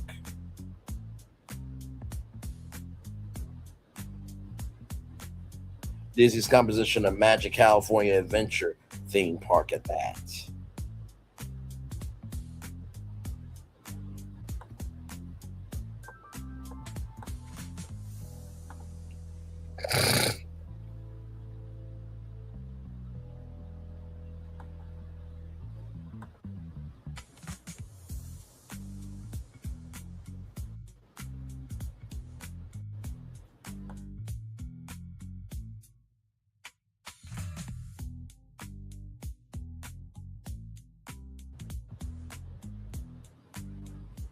The plan can happen.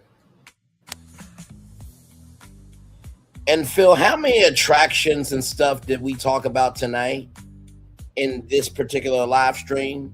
I believe it was over 12.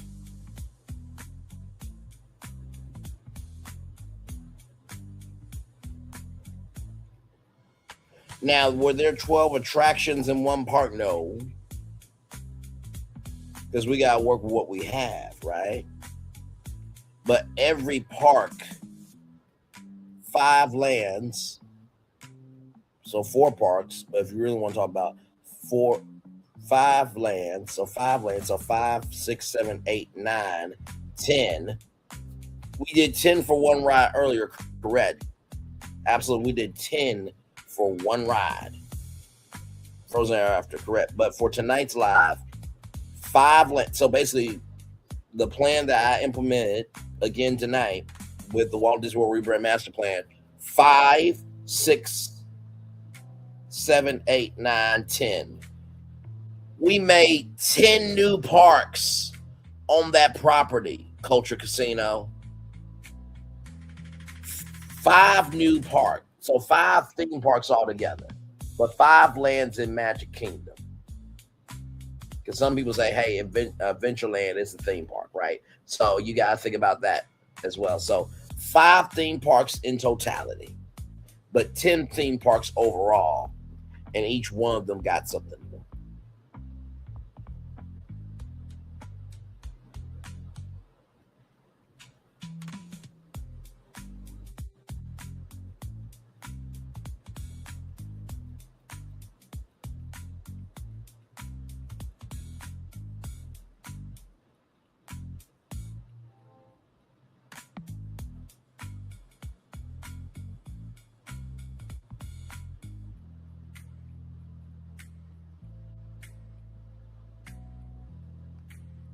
You know, if you would listen to people that may be from out of the way, you might be ahead of the curve. But see, that's the blessing of having your own team, is you can stomp the yard and still make a sound. Now, listen, I know this was 3 hours live, but it took about 80 to 90 minutes of background and checking y'all before answering y'all. I think this is probably the biggest video that Theme Park Place will ever get as a response. Because, see, they talked for 14 minutes about the idea. We talked for 3 hours, 38 minutes, and 5 seconds about solutions. Now clock that T. Now is time for the best outro on YouTube. Know what you do and do what you know. Never say you want more special, because you are always more than blessed. And trust, you may not be where you want to be, but by the end of it, you'll be where you need to be. Do what you've been chosen to do. Wise one thing, call yourself. It's another thing to be chosen. One love, much love, all love. I spend time with you. You has spent time with me, and hopefully by spending time together, right? So great together. And I always remember right, whether you're doing radio, television, YouTube, living your best life, or you've been saying Disney can win. You've been showcasing how Disney can win. The question is, can everybody be open-minded enough to recognize that plans are already out here? And can Disney recognize that, hey, maybe there's some fans that might just be the solution. Make sure the replay is not just right for you to watch it, not just right for you to listen to it, but if you want to experience it again. I love you. I value. I make sure I always remember, receive love, you gotta give it, receive love, you gotta give it, receive love, you gotta give it. Whatever obstacles you will overcome, whatever success you have achieved upon this particular day, I'm extremely proud of you, but no one's probably be proud of you, damn. So finally, y'all listen.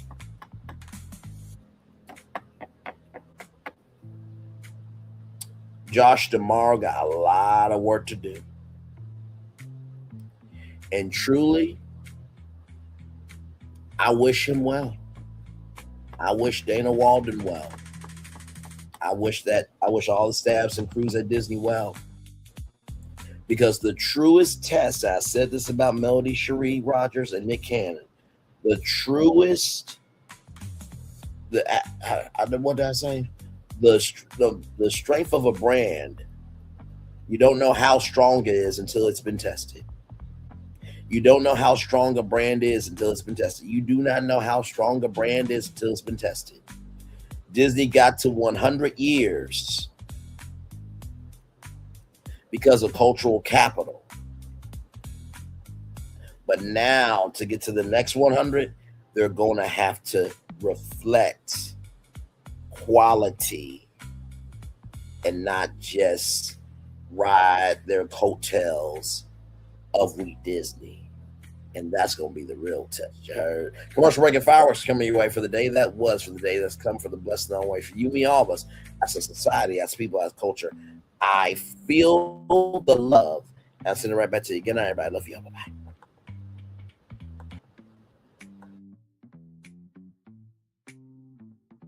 I thought I should tell you, they've been talking about you. Yeah, they've been talking about you.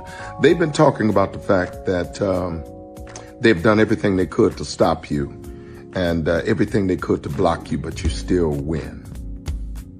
They've been talking about the fact that they have undermined your success and they have tried to sabotage your seasons, but you keep winning. They've been talking about the fact that even though they don't like each other, they get together to try to kill you, but you keep winning. They've been talking about the fact that you were voted least likely to succeed, but like cream, you keep rising to the top. They've been talking about how they tried to burn your world down, but like the phoenix, you rose from the ashes. They've been talking about you. And you know what they say? Oh, she's just lucky. He's just lucky. But no, you ain't lucky. You're anointed. You got something on you. You got favor on you. You got power on you. You were born to win. Now they can call it luck, but it's grace. They can call it luck, but it's favor. But whatever they call it, it doesn't matter, because you know what God calls you? Do you know what God calls you? A winner. I thought I should tell you, they've been talking about you. Yeah, they've been talking about you. They've been talking about the fact that they've done everything they could to stop you and everything they could to block you, but you still win. They've been talking about the fact that they have undermined your success and they have tried to sabotage your seasons, but you keep winning. They've been talking about the fact that even though they don't like each other, they get together to try to kill you, but you keep winning. They've been talking about the fact that you were voted least likely to succeed, but like cream, you keep rising to the top. They've been talking about how they tried to burn your world down, but like the phoenix, you rose from the ashes. They've been talking about you. And you know what they say? Oh, she's just lucky. He's just lucky. But no, you ain't lucky. You're anointed. You got something on you. You got favor on you. You got power on you. You were born to win. Now they can call it luck, but it's grace. They can call it luck, but it's favor. But whatever they call it, it doesn't matter, because you know what God calls you? Do you know what God calls you? A winner. I thought I should tell you, they've been talking about you. Yeah, they've been talking about you. They've been talking about the fact that they've done everything they could to stop you and everything they could to block you, but you still win. They've been talking about the fact that they have undermined your success and they have tried to sabotage your seasons, but you keep winning. They've been talking about the fact that even though they don't like each other, they get together to try to kill you, but you keep winning. They've been talking about the fact that you were voted least likely to succeed, but like cream, you keep rising to the top. They've been talking about how they tried to burn your world down, but like the phoenix, you rose from the ashes. They've been talking about you. And you know what they say? Oh, she's just lucky. He's just lucky. But no, you ain't lucky. You're anointed. You got something on you. You got favor on you. You got power on you. You were born to win. Now they can call it luck, but it's grace. They can call it luck, but it's favor. But whatever they call it, it doesn't matter, because you know what God calls you? Do you know what God calls you? A winner. I thought I should tell you they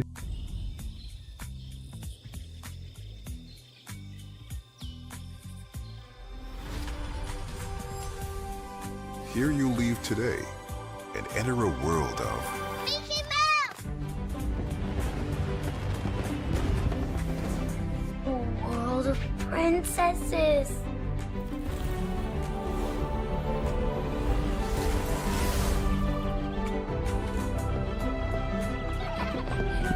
A world of villains.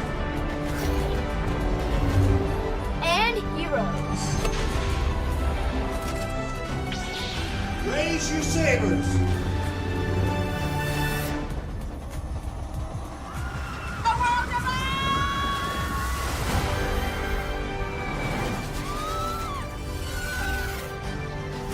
A world of other worlds.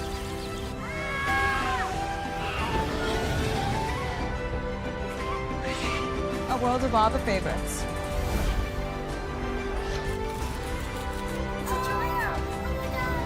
A world of throwbacks.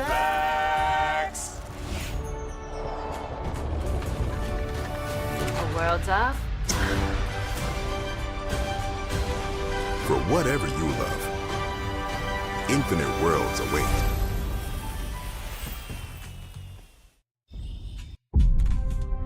Open your eyes. Think of the one place you've always wanted to see.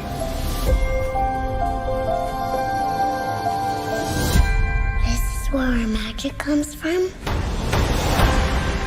They say if you dream a thing more than once, Please, please, please.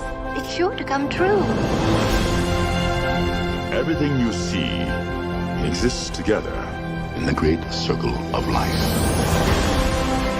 There are stories about what happened. It's true. All of it. In every job that must be done, there is an element of fun. I told you she was tricky. Life is full of possibilities. What do you want to be remembered for? The world is in our hands, and we gotta do something with it. I just want to say a word of thanks to all the artists, the workers, and all of you. The young and the young in heart. You helped make this dream come true.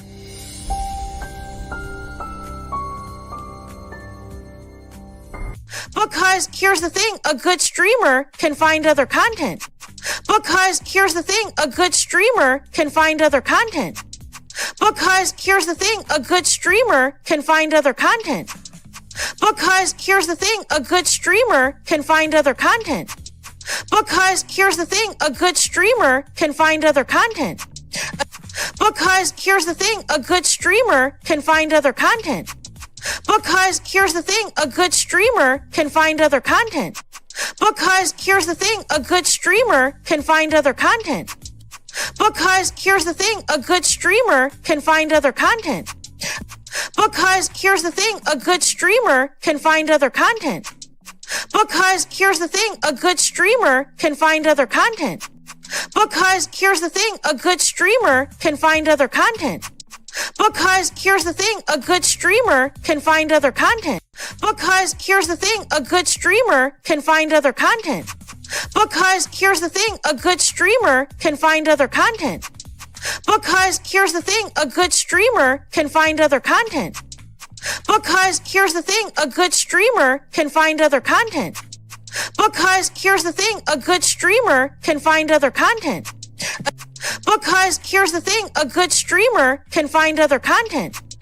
Because here's the thing, a good streamer can find other content. Because here's the thing, a good streamer can find other content. Because here's the thing, a good streamer can find other content. Because here's the thing, a good streamer can find other content. Because here's the thing, a good streamer can find other content. Because here's the thing, a good streamer can find other content. Because here's the thing, a good streamer can find other content. Because here's the thing, a good streamer can find other content. Because here's the thing, a good streamer can find other content. Because here's the thing, a good streamer can find other content. Because here's the thing, a good streamer. I've been moving on my own accord, covering Black culture. There is more to life. I heard that, friend. Braylon, shout out to Braylon. Make sure y'all go follow Braylon in case y'all haven't. I love your content. I have been moving on my own accord, covering Black culture. There is more to life. I heard that, friend.